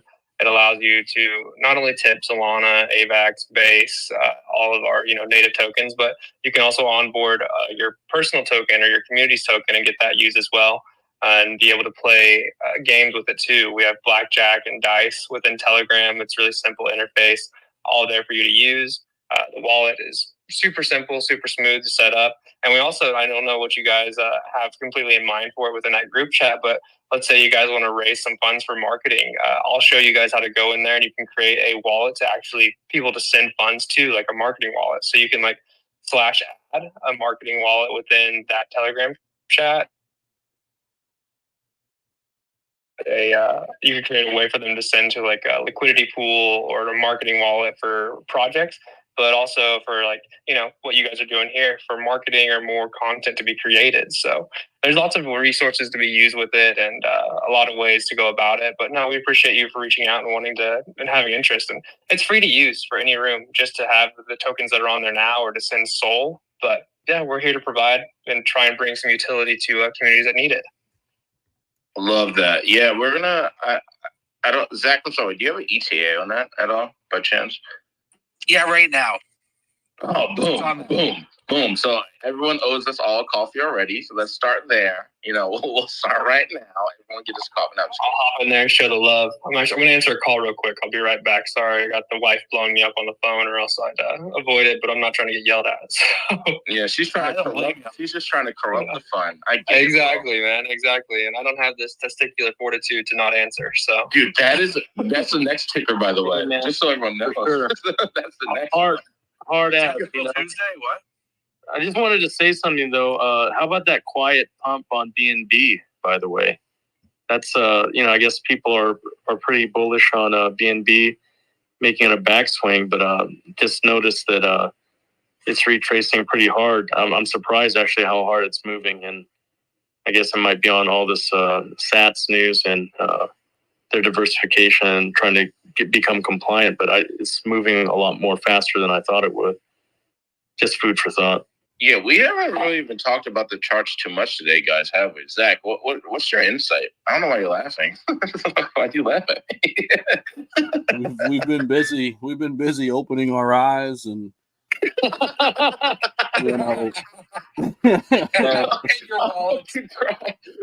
Bro. Zach, are you Asian too, Zach? I meant to ask you that because oh shit. No, I'm not. Zach, are you Asian? I'm not, but I get confused. We might be mixed. Yeah, I thought it was mixed for sure, bro. A lot of people tell me that. I'm crying because damn well Zach's been holding in that opening eyes quote for at least 10 minutes, and he just had to drop it. Just had to send him the layup, and he got it. Alley-oop. And one. Man. No, it's all good. We do have fun in the spaces too, for sure, and it's kind of one of those days and one of those times in the market too. Just kind of, not a ton going on, but yeah, let's keep it moving a little bit though, and just kind of. Wait, yo, Zach, my fucking DMs are flooded with open your eyes. Yo, stop! Can you people stop? I love it, man. I love it. But here, let's navigate the conversation to the top 100. What are in your guys'? Let's round table this most undervalued projects right now in the top 100. Zach, we'll start with you. Chainlink. 100%. Yeah. Open your eyes, Chainlink. So why? All right, Zach, why? Or Bitcoin Ape, why? Either one of you guys. Chainlink, is the first oracle. And without Chainlink, there is no data who can be, analyzed on the blockchain. So no Chainlink, no data, no blockchain, no coin, nothing, no marketplace. So Chainlink, we can say, is like the angular piece of crypto. So smart contracts. Yeah, smart contract as well. So open your eyes and common sense. Chainlink. Yeah. Woo. Definitely. Dude, can someone take a picture? I'm serious at this point. Someone drop open your eyes right now. I need it. I'm sorry. I'll put money in right now. I'm sorry. Don't worry. If Pete gets in, he'll never fucking sell it because that's why he's begging you for coffee. He'll hold the floor for you. He'll hold to 2,000 market cap. God. That's the best time to get in though. Let's be real, you know. So speaking of Link, a lot of people thought it was kind of underperformed last bull cycle. It got to almost $53. It's down about 80% from its all-time high. A lot of people saying like this is going to be the cycle for Link. The whole RWA narrative's heating up. That's another thing. A lot of people don't realize, that aspect too with Chainlink. They've been pretty much the leader in RWA for a while. So we don't necessarily think of them all the time in that way. So sitting here at $10 right now, I like that. I like that Link call quite a bit. It is in the top 15, $6 billion market cap right now. I like that a lot. You guys got another one for us, or Max? Go ahead. Zach, you already know what it is. VeChain, Jasmine. What are we even talking about right now? We're talking about undervalued plays in the top 100. What? I don't even know if Jasmine's in top 100. I think it is actually, but I know VeChain is for sure. So come on. That's the real play right there. Not financial plays. 100%. 100%. That's for I'm looking at Sandbox. That metaverse reality blew up, and the amount of investment and VCs that they had behind them, that went over. I think that went close to $7 at one time. Is that 24 cents right now, you guys? Lots of investment, I think, is going to be going into the metaverse in the foreseeable future. Not just with gaming, but people have been talking about potentially shopping and all sorts of stuff like that. The goggles and yada yada. Yeah, they're uncomfortable and they're huge, but we know that technology is going to change just like every other technology. I'm bullish on metaverse and Sandbox. I'm not bullish on metaverse. Zach wants to live in the fucking Zach from Subwayverse. No, if Facebook did, they tried to do it. There was no money, so that's my philosophy. I can see it if it's like stores and that kind of stuff, but gaming wise, I'm not a fan. Zach, one thing I do want to say, real quick. Normally, around the 200 range of wallet holders. When you get to the 200, I like to see 0.02 and under. Caspa does have 0.04. So it's Caspa. It's there's some really big holders there. That's the one little concern I have.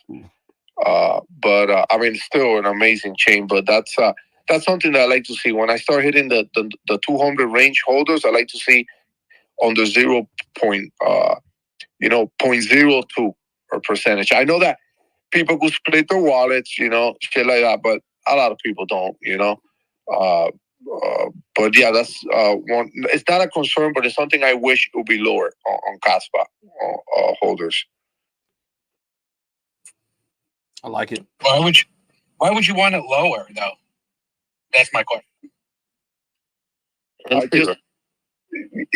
Just less whales, less, Yeah, just dilute an entry. Yeah, for sure. But yeah, man, that's something that the one project that I did see that has really nice, holders, and now it's Chronos.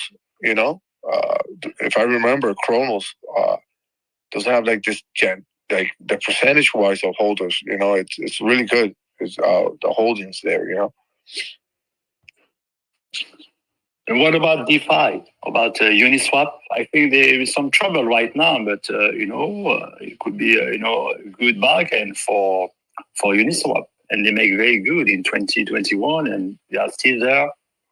They got some trouble, they are still there. I think Uniswap in DeFi could make just a money grab. Comeback. They're just gonna get fined heavy like they did last time. It's just a money grab because the Fed's like, okay, it's time to go collect some money. Uniswap did. Yeah, but to that extent, though, I wanted to say something. BNB, you can tell from Unisats all the money that they're investing, all the hidden money that no one knew they had, the $20 million investment in hiring over 1,000 compliance agents. and spending from VC and listing tokens again. They're trying to get it back into North America, which they will. I think the writing is already on the wall. You got like ICP, which kind of blown away by some of their metrics. You have Caspa on the mining side. But the biggest, I think this will be some alpha when Samsung and Sony's new blockchain and ICO becomes available. That's going to be the heat if you can get into it early enough. That's going to be massive because it encompasses almost all media, gaming, online, offline, Web3, blockchain, crypto, slice of life, motion pictures, animation, just anything you can think of. It's going to be a juggernaut. They're both prime manufacturers for hybrid batteries. They're involved in medical, anything they can get their hands on, and they're going to try to tokenize everything. And now Toyota's accepting Ethereum and Bitcoin as payment for vehicles, and you watch all of the big four vehicle manufacturers taking in crypto. And so when you have Sony and Samsung talking about co-oping, I talked about this yesterday. I'm Korean. I thought I would be rolling over my grave. I saw Samsung cooperating with Sony being a Japanese company. And that's just, that's historical. That's just our background. And I can say that I was shocked, but it just goes to show you that's the narrative in the space now. We got to roll together so we don't die together, So I think that's going to be the biggest alpha. I wasn't so bullish on Sony because, they do weird shit sometimes. Like it's a little too creative, but then when Samsung's in there, the common sense factors in there. And so now I'm like, okay, if I'm going to buy something, that's going to be what I'm going to buy for sure. Larry, what's your thoughts? And somebody else can jump in here too. This whole digital storage, like Filecoin's kind of the OG there, but Arweave has been looking really interesting. Oh, Arweave is dope, man. Yeah, I got to talk to Mar. What is happening? I got to talk to Filecoin and Arweave at the same time at both Token 2049, at the CED, and at the Soul Builder. So Filecoin's been around for a while, but there's a lot more competition. Mar, I'm not agreeing with them, both of them. I'm just saying that there's a lot of competition. No. I'm not crying about you. I'm crying because Darth Vader is getting ready to come up and talk. So, Oh. Wait, what? Is he talking about Pedro? Darth Vader, Pedro. Darth Pedro. I'm fucking coming. I can see the fucking bear from a mile away already coming to get me. Guys, open your eyes. Yo. Open your eyes. Yay. But Zach, I think Arweave is I mean, they kind of improved a lot of the things that Filecoin kind of has done, and they're making it easier to get into.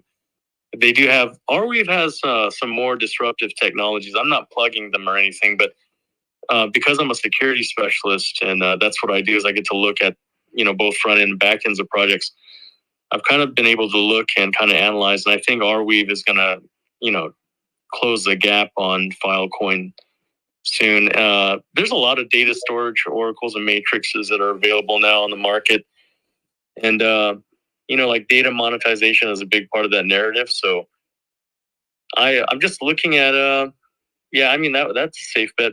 But with that being said, Sony and Samsung will probably have something in that neighborhood as well, since they're going to a full 360 holistic blockchain that serves everything. So I think if you have a few pennies to put aside, it's not any financial advice because I'm not giving you any, but it's a pretty common sense play. That's as wide open as you can get because both Samsung and Sony have small eyes. And I can say that don't anyone get their panties in a bunch.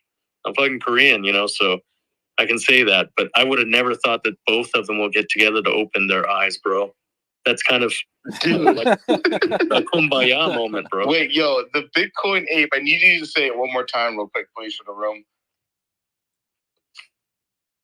For your eyes, folks. Why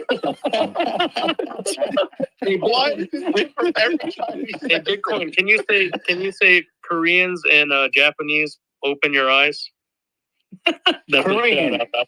Korean. That's a setup. Oh, careful. Open your eyes. I'm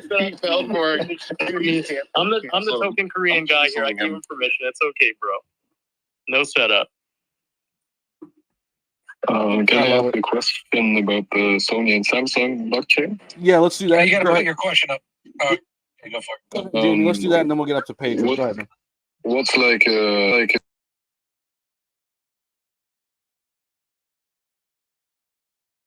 open source right now because they haven't everyone thinks they know what blockchain they're going to use, but now with Samsung involved, you know, they invested money into Clayton into a lot of the Korean development, so they might be changing the mind of Sony using whatever other chains that they were talking about, using some pretty forging some pretty obscure chains and making the language very complicated. With them doing a one-to-one partnership with Samsung, that's not going to happen because Samsung's been investing in like Line and Cyworld and Clayton and all of the other Korean blockchain initiatives. So they're a lot more common sense and they're built on more conventional writing language. So I'm excited to see what's happening. I'm going to go to Korea for the back half of Korean Blockchain Week. I'll try to get some more information, some like confirmable information, and then I'll come back in here and I'll let you know, or I'll try to like drop off.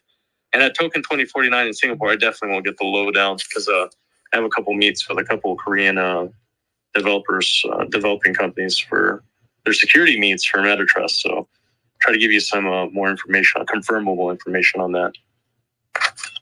Okay, thanks. So there's not really an X account or some website where they post any new information. So it's just what you heard, right? The corporate offices made the announcement. You can find the announcements online. But there's a lot of speculation on what chain they're going to use and et cetera, et cetera. But for them to make a co-joint statement, those two companies, which are traditionally big, huge enemies, both nationally and both in business-wise, to come together like that, it's a big deal. So I'm excited to see. But like I said, I'll try to get some more confirmable information when I have my meetup in Token 2049. So yeah, when you go over there, and open your eyes, let us know. Most of those people will have their eyes a little bit smaller than me, so I think I'll be good. My eyes will be a little bit more open. I might have more alpha. So listen, open your eyes and join the Telegram. What do you all? Yeah, join the. Actually, it's funny you're about to say that. I was about to say the same thing, guys. Real quick, we got 28 minutes left, something like that.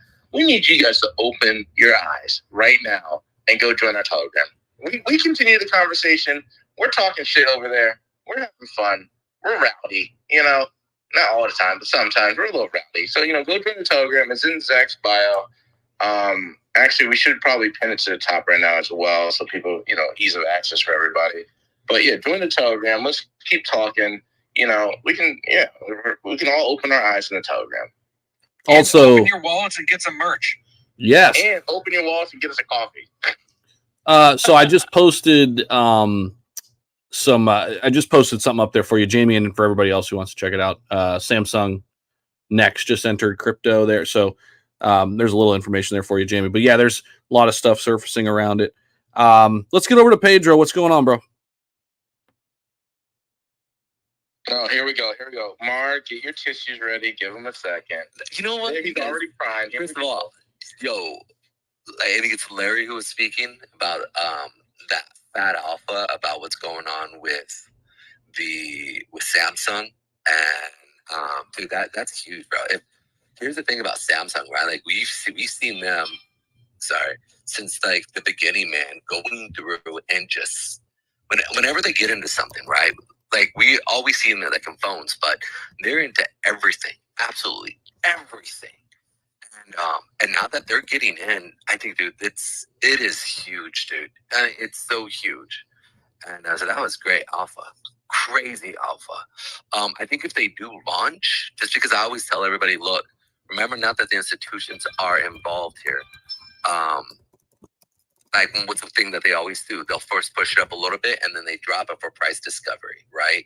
So if they're going to come out with a token for that blockchain and like a governance of buying and selling and an whole entire setup. Wait for a drop off for that. Wait for the push up, then the drop. And we see that with like Facebook and a lot of like go through and watch companies that launch, right? And or even blockchains that launch, right? They always go up and come down. They consolidate, find price discovery, i.e. a bottom, and then they push up. So like be smart on that. At least for me, that's what I do when I get in on this. Here's another alpha. How about the so awesome. Possibility of a bifurcated investment? What I mean by half tokens and half equity, because I think that's probably what they're going to offer for larger investors or institutional investors. So if you could get in to a VC or a DAO, or because like you can do the opposite of a VC and have a DAO and propose a large scale purchase where you get half equity and half token. I'm not giving anyone financial advice either. This is just something that I would think would come because they want equilibrium on the charts and for the stock price. They would not go into doing something in blockchain without keeping their stockholders in mind as well. So look out for a bifurcated investment possibility on that Sony and Samsung collaboration. So that's going to be a huge angle for investment. And it gives you kind of a tax umbrella. Also, I'm not giving you any financial advice again. But, when you have a leveraged, stock investment and unleveraged DeFi investment for tax, it kind of evens things out. So that's just a little bit more alpha. And honestly, Larry, real quick, I just wanted to say it was pretty eye-opening.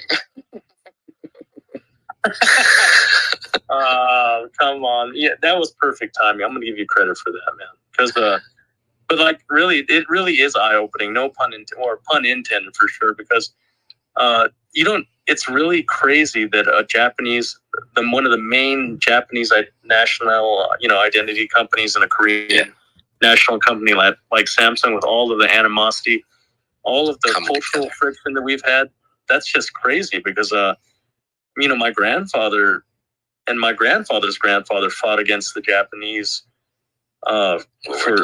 basically over 100 years, bro. And so now to see this and to see the families that are running, Sony and I guess it's just more international now than we thought, but it's a good segue, a good example for people to get along past their grievances, So I see DeFi brings people. Look at all these big-eyed and small-eyed people opening their eyes together in the space right now, right? So I'm kind of on the smaller-eyed side, so I'm opening up wider with you round eyes, So. Dude, is that a slur? I mean, it's all good. I mean, I call myself you guys can call me a small eye, a slant eye, whatever. No, we would never do that. This stuff, I'm so shocked, dude. Like, we would it's like, dude, what is it? Maybe 2 years ago, if this was happening, we would literally get kicked off of Twitter or, Twitter at the time, right? So it's crazy. Like we can actually, you can't cancel someone that's canceling themselves by talking about their own people, right. Yeah. And then everyone in here is on the same consensus. See, that's the thing, man. Like, let's look at Bud Light's investment model. Speaking of Bud Light, possible future blockchain investor too. They tried to go ultra woke, and then what happened? They lost billions of dollars in shares, and now they're hiring the most common sense, open-eyed people you can find. So, shout out Bud Light. It's a horrible beer. So Bud Light, I'm open to. There's nothing worse than a warm Bud Light. That's a horrible beer. Bro, just putting it out there, dude. I'd rather drink an Old English 800. Listen, if it looks like the piss that I'm gonna piss out, I don't drink it. It's gotta be dark. I'd rather drink Old English 800 or Stroh's or Pabst Blue Ribbon. Stroh's, bro. Sorry. Yeah. So shout out Stroh or Pabst Blue Ribbon. That 72-ounce Village Idiot jug was no joke. We would buy that in the military, dude, and we'd just be like, that's exactly what happened. Hey, bro, that's exactly the experience I'm talking about. Yeah. I call that the poor man's 40. And I really. So I'm going to try to dig out a picture when we're a lower level in this, and we did the monk cut. Yeah. On our heads, and we went in monk robes because that jug looked like what medieval monks would use to drink beer. And so that's why I called it the 72-ounce Village Idiot jug. because we would get swerved on those, man. So, dude, like, did you just swerve? I literally almost got beat up. Well, because I was in Hawaii and was being an idiot. And then I'm just a young, dumb, like 24-year-old, 23-year-old, like just an idiot. Schofield Barracks? Huh? Schofield Barracks? No. I was actually in the Coast Guard. We went down. Oh, that don't count, Pedro. Oh, no, my bad. My bad. Quasi-military, we save lives. We don't take them. Department of Transportation. No, but let me correct that though. They are considered Defense Department now. They were Department of Transportation, but shout out to Coast Guard. Yeah. Shout out the Coast Guard. Anyway, so bad, bro. Back to the markets though. I want to talk here real quick. Okay, I've called 3 times now when the market was looking to hit a bottom that we should go long. And if you were watching my show, you would have seen go long. But all Mari cries about is literally the fact that when I say it's probably going to drop down further, he gets upset. Listen, if you had just been paying attention, bro, you could have gone long 3 times and caught all 3 legs back up, as long as you were also shorting. So I can't help it if you just can't open your eyes to the opportunity. Unintended. It sounds so horrible talking about going long 3 times and opening your eyes. That sounds all wrong, bro. It's so good. This is the most entertaining so far of Zach's spaces right now. This is great, bro. Excuse me. So I just wanted to say, right now, I think the markets, they are feeling heavy, though.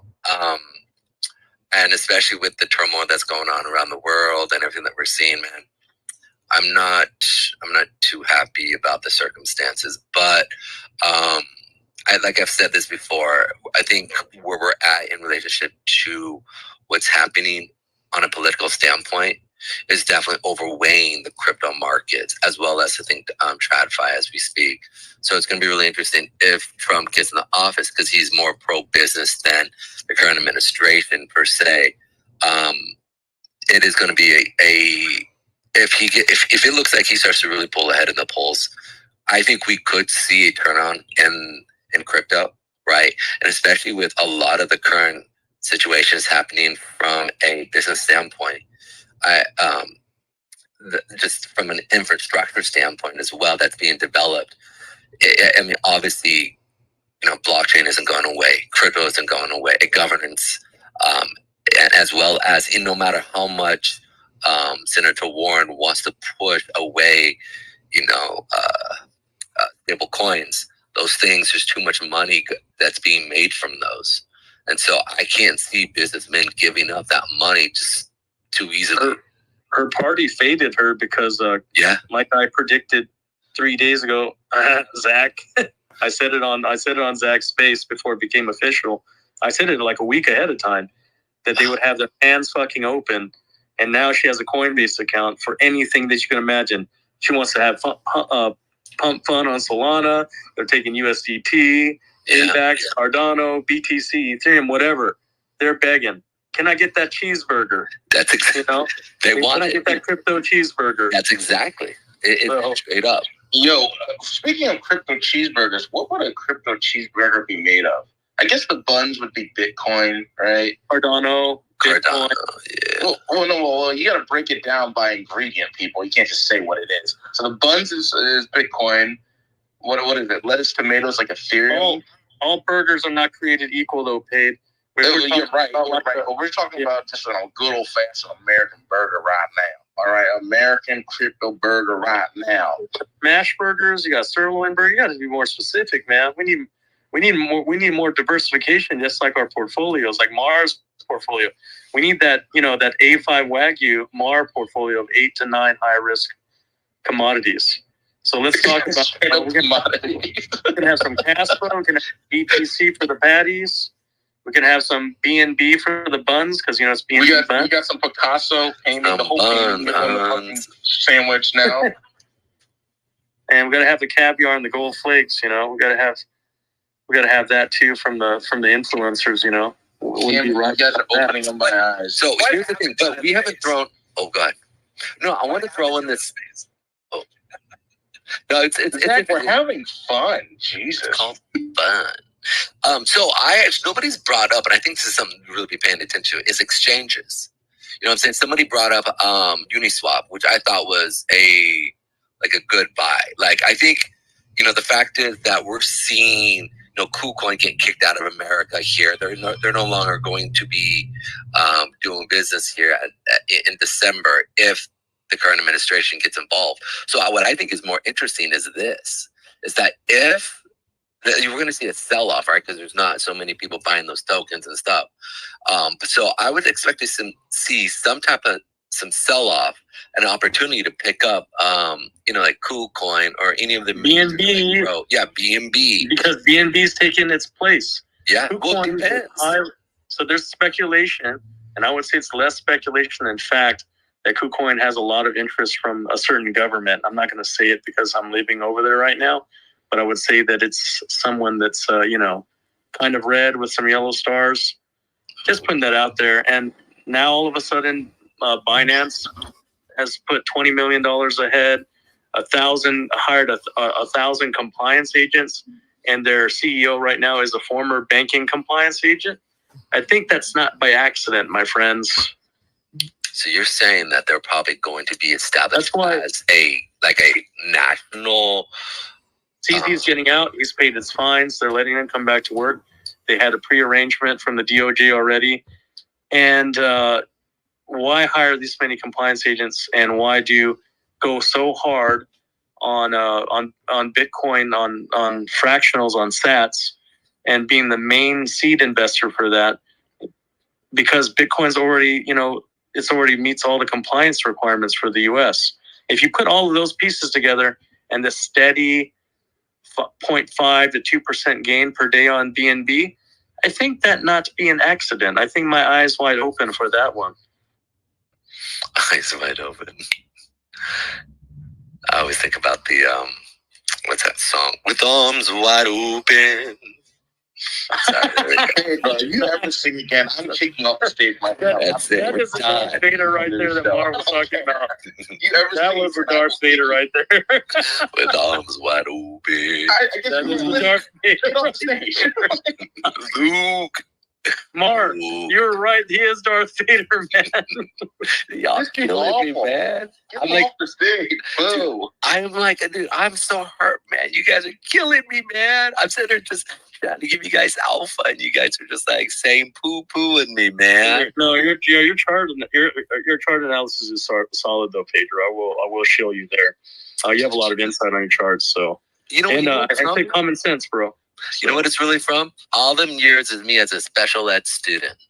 That's what it was. You're Pedro, you talk about Creed. You talk about Creed. Of course, yeah, Mark. yeah. That's what I'm saying. Creed, yeah. Mark, the history of your life is an anomaly. Because you're like, I'm at Club 11 listening to Creed. Like, Mark, what is going on in your personal life, bro? He's a boss, man. He's a boss. Mar's a boss. You go down. Listen, when I go down to Miami for February for the Futurist Conference, Mar's taking me out, and we're gonna live it up. He's a boss. I'm gonna be like, "What up, boss? Let's go. Let's go." Yo, speaking of bosses, we got one up there. Mutasco's been waiting patiently. Mutasco, what's going on, man? Yeah, Mutasco, because he's a boss. Good morning. On space. Thank God. I'm like tied up, so I'm just enjoying this. Just listen. I'm about to left captive space. Here we go. Here we go. Everyone, get ready to open your eyes. No. I noticed something that is changing in these spaces and these big companies. And one of the things that I want to clarify, and then maybe we have to pay attention to, I used to work for an electronic company. I was an asset manager there. It's a large company. Before I left, they were like $30 billion market cap in terms of like revenue. What happened was, I had one of my account was Samsung. And as you know, the entire Samsung group company, they have subsidiaries, and Samsung Electronics is also part of the whole entire organization. But there's a lot of, if you look at Samsung Electronics, the company that I worked for, they were focused on semiconductors, like capacitors, resistors, all of the things that you don't see, but they're in the electronic components that you use. And if you look at what happened to NVIDIA recently, I think this week, when over $300 billion, I think, was wiped out, it somehow led to a cascading effect on semiconductor companies. If you notice, if you were watching, their stocks kind of dropped. But the point I'm trying to make there is, if you look at Coinbase as a company, they have Coinbase Ventures. And if you look at what Coinbase Ventures does, they're kind of like the foresight arm of Coinbase. And they put money, they back certain ideas, projects, partnerships, relationships, and all that, right? And if you notice, a lot of these companies, I think Ton just announced one of their also venture arm.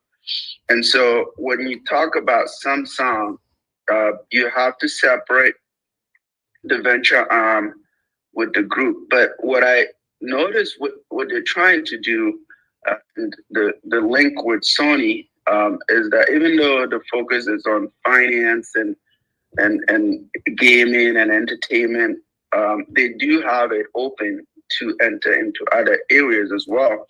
What is interesting though is the investments. They're not like tied up with corporate governance structure, bottleneck, right? If you end up having a company step into crypto, but they're stepping in from the corporate side, it's always very difficult. So the good news with this Samsung thing is it's going to activate other similar companies to copy that model. Because if it works, I don't see any reason why any bigger company would not, if they didn't already have a venture arm, I don't see why they wouldn't set it up to just model what Samsung and Sony is doing. And I'm saying this to say, as you think of it, you think about the FOMO of blockchain adoption in general. If this thing starts rolling down, it's just, I can't describe how big the space will be, but these are signals of how these guys are gonna onboard. And for me, just because I was able to, I worked and managed a Samsung account, I know that I can see from my experience how much more, and this is from the supply chain side, how much more they could do something like what Pete was saying with what VChain is doing, right? And just that is just the Samsung Electronics side alone. So this thing could go anywhere, and the opportunity is massive. And if you look at, I think it's under Samsung Next is what the venture arm's name is. And if you look at what else they could do, if they end up building a very kind of a stable, expansive infrastructure, they could go into any sector within the subsidiaries, and that would be a big deal for blockchain in general.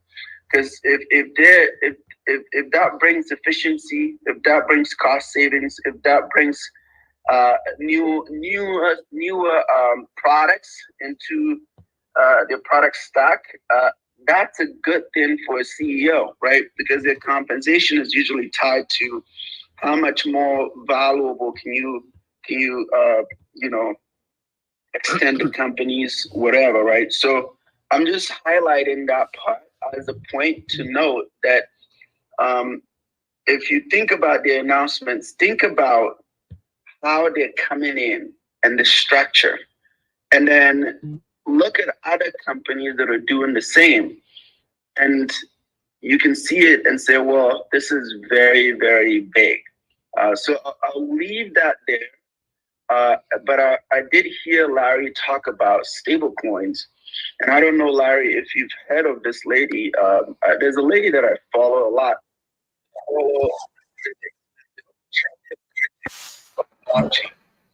Her name is Professor Hillary Allen.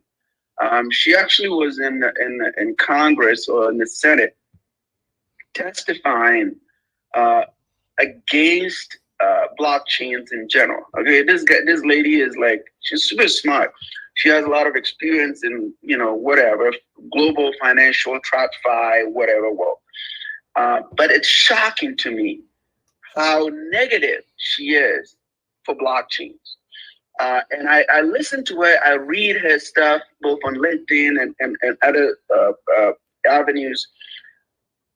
The reason why I do that is because you learn so much about the potential of the space that we're in when you listen to people that are so critical about it, because then it helps you think differently about the potential of the space.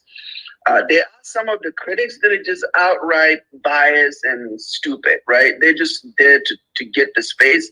You don't want to listen to people like that. And I can name names. I don't even want to name the names to give them some credits. But have you heard of Morgan Beller? She did I think it's a blog post recently about, she calls it stable coins, a defense technology. And they are. It was, have you read it? Yeah, and I was going to tell you, remember I've always mentioned that USDT and other stables are being weaponized by BRICS to have the buying power of a dollar, but without giving any of the leverage or buying power back to the actual US dollar, right?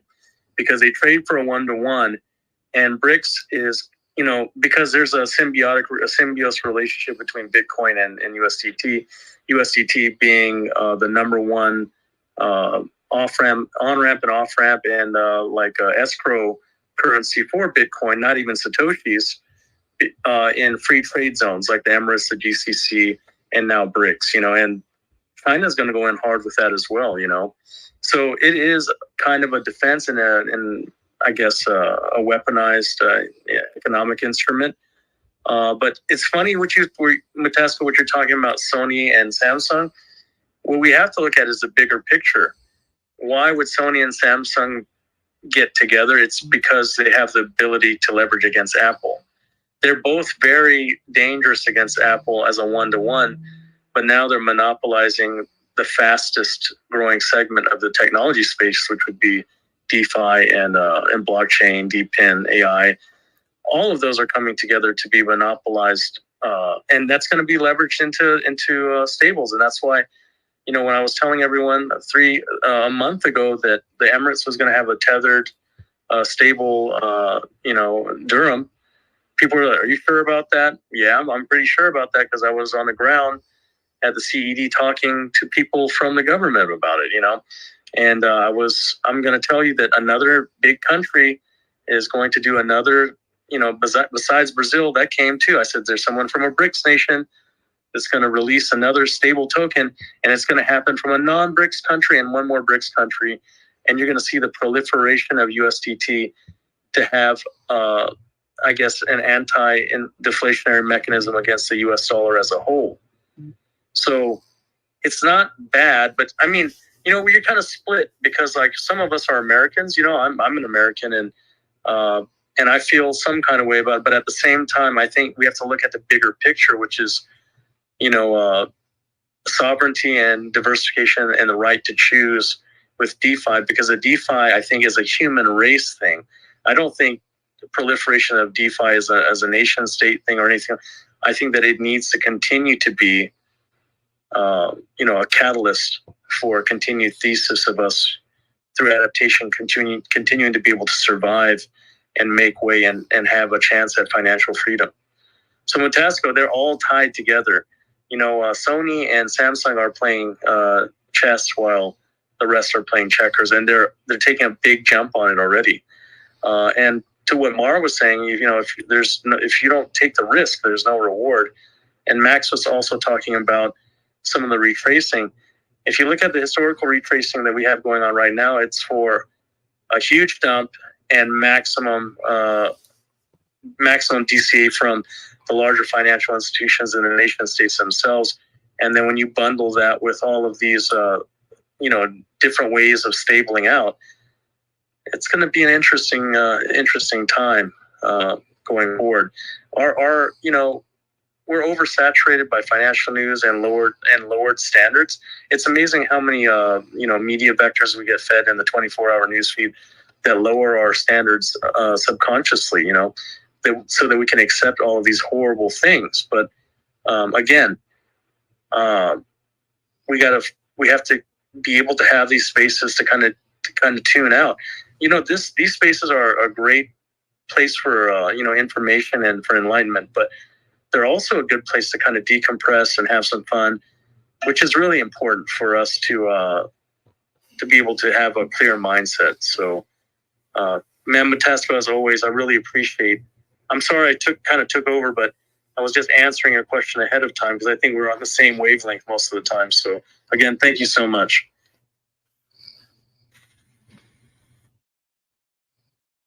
Trying to bring Mutasco back up here. I think he had a connection issue. Mutasco, I'll let you respond to that. And we do want to go ahead and get this one wrapped up here soon. And so I think HaliaZ.netZ, we'll let you have the final word there. Hopefully I'm pronouncing that correctly. But go ahead, Mutasco, if you wanted to respond or say anything there, you certainly can. No, good space. I love it. I just think that these spaces are important, and hopefully, I was going to tell you something the other day when you talked about sponsorships. As you know, and this is what I'm going to just drop this thought in your mind, Zach, because I don't know. Because the other day I was talking about, I think it was yesterday, I was talking about Warren Buffett buying 92 million or 96 million of SiriusXM stock. And when I did my digging, what I noticed was that there is SiriusXM satellite is a monopoly, but you also have the audio streaming competitors like Spotify, Amazon, and the rest coming in. And I think it links to what Larry was saying about Sony and what they're looking to do.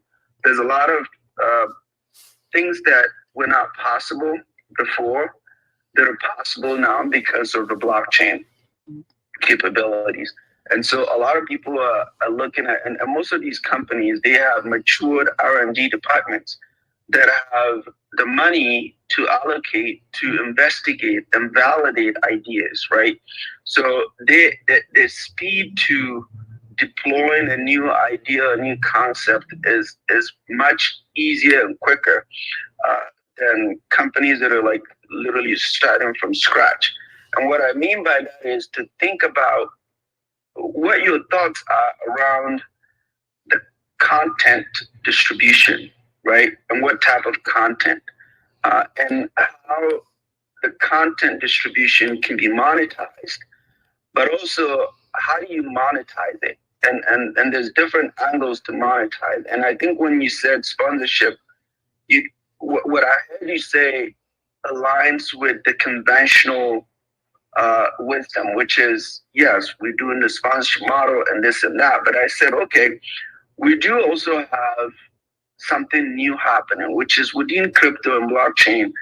We have individuals that are whales, individuals that have deep technical knowledge. There's just a lot of options within crypto that you could tap into. And I said to myself, what if there is like a new model that is more of like, it's like in crypto and Ethereum, they started the validator model where they said, hey, to validate, you need 32 ETH. And now they're going into an upgrade in October that would take the 32 ETH to about 2,000 ETH. That would then allow institutions to come in. But in between that, what happened within Ethereum was that people started asking the question, is the 32 ETH too exclusive? Because if if an individual cannot afford 32 ETH, that means they can't be a validator.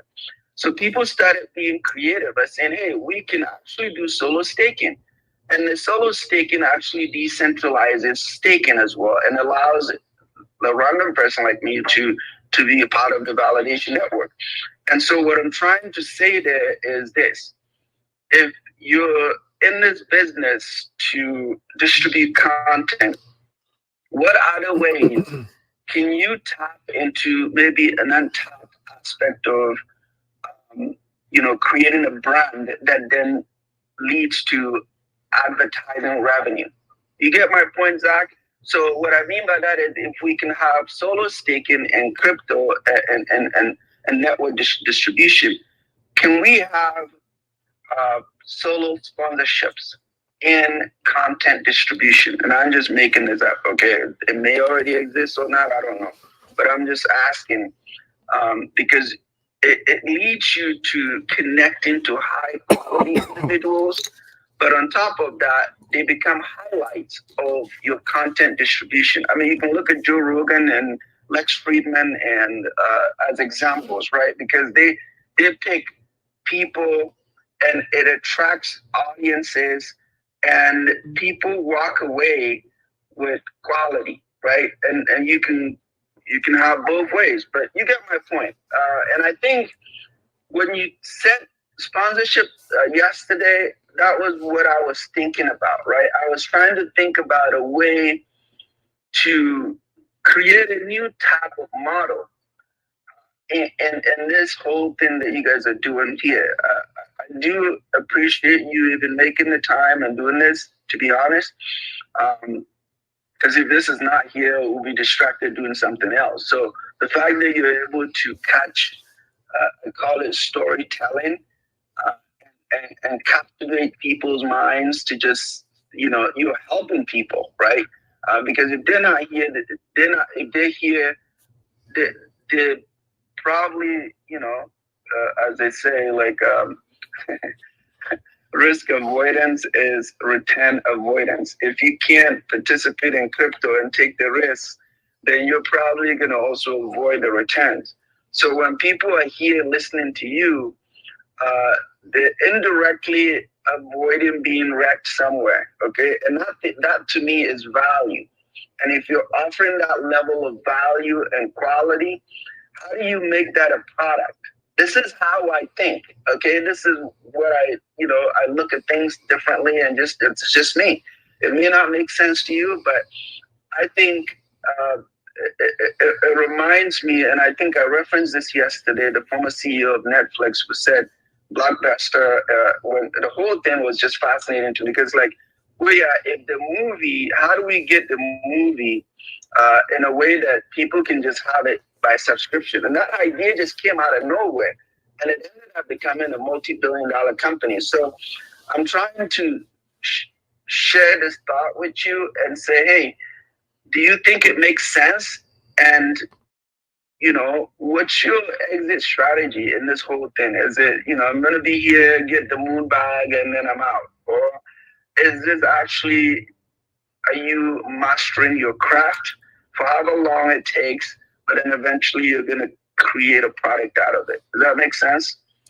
No, yeah, it definitely does, man. And I appreciate it. And I will just say this, it's like, my number one passion, and it's been this way since I was, as long as I can remember, since I was 6 years old, is broadcasting. So I used to sit there and announce the Chicago Bulls starting lineup. I think I've told this story before. When I was 6 years old, and I was in sports broadcasting and radio TV for 7 years. So I've always just had a passion for that. And then I found, blockchain and crypto and just said, okay, well, I don't know all there is to know, but I'm not afraid of the camera and I'm willing to learn. And I think a big thing that holds people back from content creation is that idea of, oh my gosh, I got to get in front of this camera and speak and talk. And I'm definitely not a math and science person. I'm more of a writing, speaking person, whatever that is, left, right brain or whatever. But yeah, I have a lot of great ideas, and I will say this: I'm going to be doing something in capacity of creating content for as long as I'm around and here. I want to branch out and do much more and get into more of things like, talking about business and entrepreneurship, and just, I would love to get to a point where just I'm interviewing, interesting, successful people, whether they're in blockchain and business.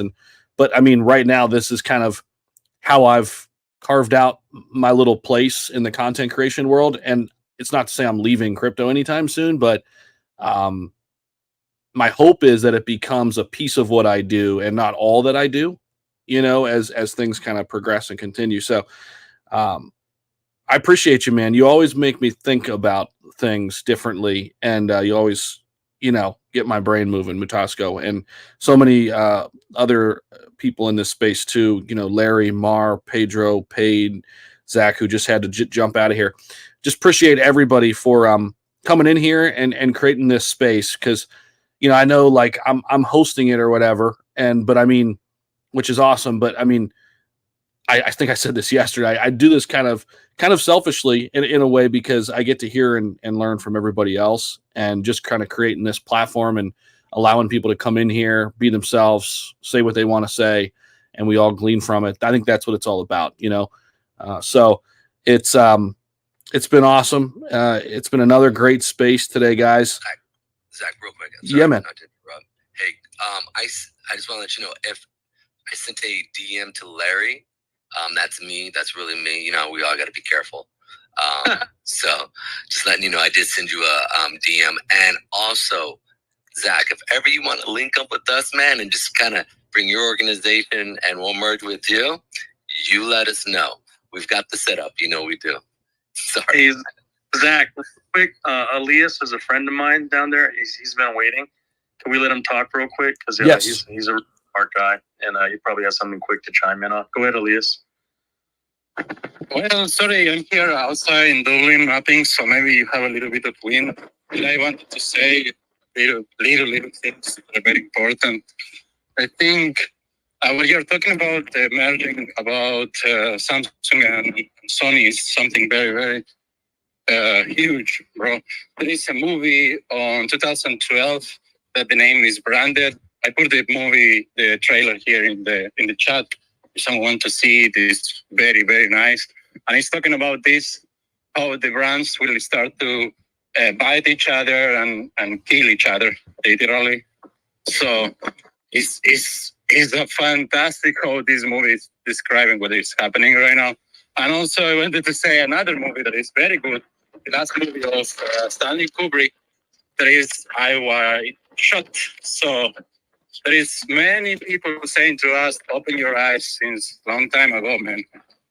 Because this is not happening from like last 5 years or last 10 years or 50 years, bro. Like this, what we are beating right now is a huge empire that is, pushing all the whole humankind towards backwards. Like me and Larry, we think that the humankind is not evolving anymore; it's de-evolving. So what we are trying to bring with this is that impact, because we have to lead to evolution, So yes, and something I'm using here is OVR and Mainnet. So that's the two platforms I'm really, really into.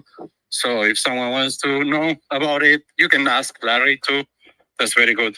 So that's everything, mainly. I don't want to bother anyone. You're not. But Stanley Kubrick, see, I told you he's a man of integrity and IQ, and he showed softly at the end. You can't go wrong with that. So, all right. Thank you, Zach, for that. I appreciate bringing Elias up. Definitely, man. I just posted something in the chat box. If we talk about investing in business and finance, just read it, please. It's good stuff for the crypto and the Web3, DeFi. Well, Zach, I give you some PMs and I ask you to read it, and you just, don't answer me, but I hope you do. Please check on it. I want a 100% online with unification and you as an interview. Thank you. No, and I appreciate that, Iceman. I definitely saw it, and I've actually reached out to them at Unification. I want to get them on a space here and bring them in and talk about what they're doing. So no, I truly appreciate that. If I didn't respond, don't take it personal. I get a lot of messages. I don't. Yeah. I don't. Take it personal. No, never. Never. I appreciate you, man. Thanks for linking us up too. And I sent them a DM and would love to get them on the Crypto Breakfast Club and so people can glean from it. So I appreciate that, bro. Thanks, Mike. So guys, as always, thank you guys so much. We will be back tomorrow, same time, same place. And yeah, have a great rest of your day. And we'll come up with another great topic for tomorrow. And until then, have a great one. We'll see you.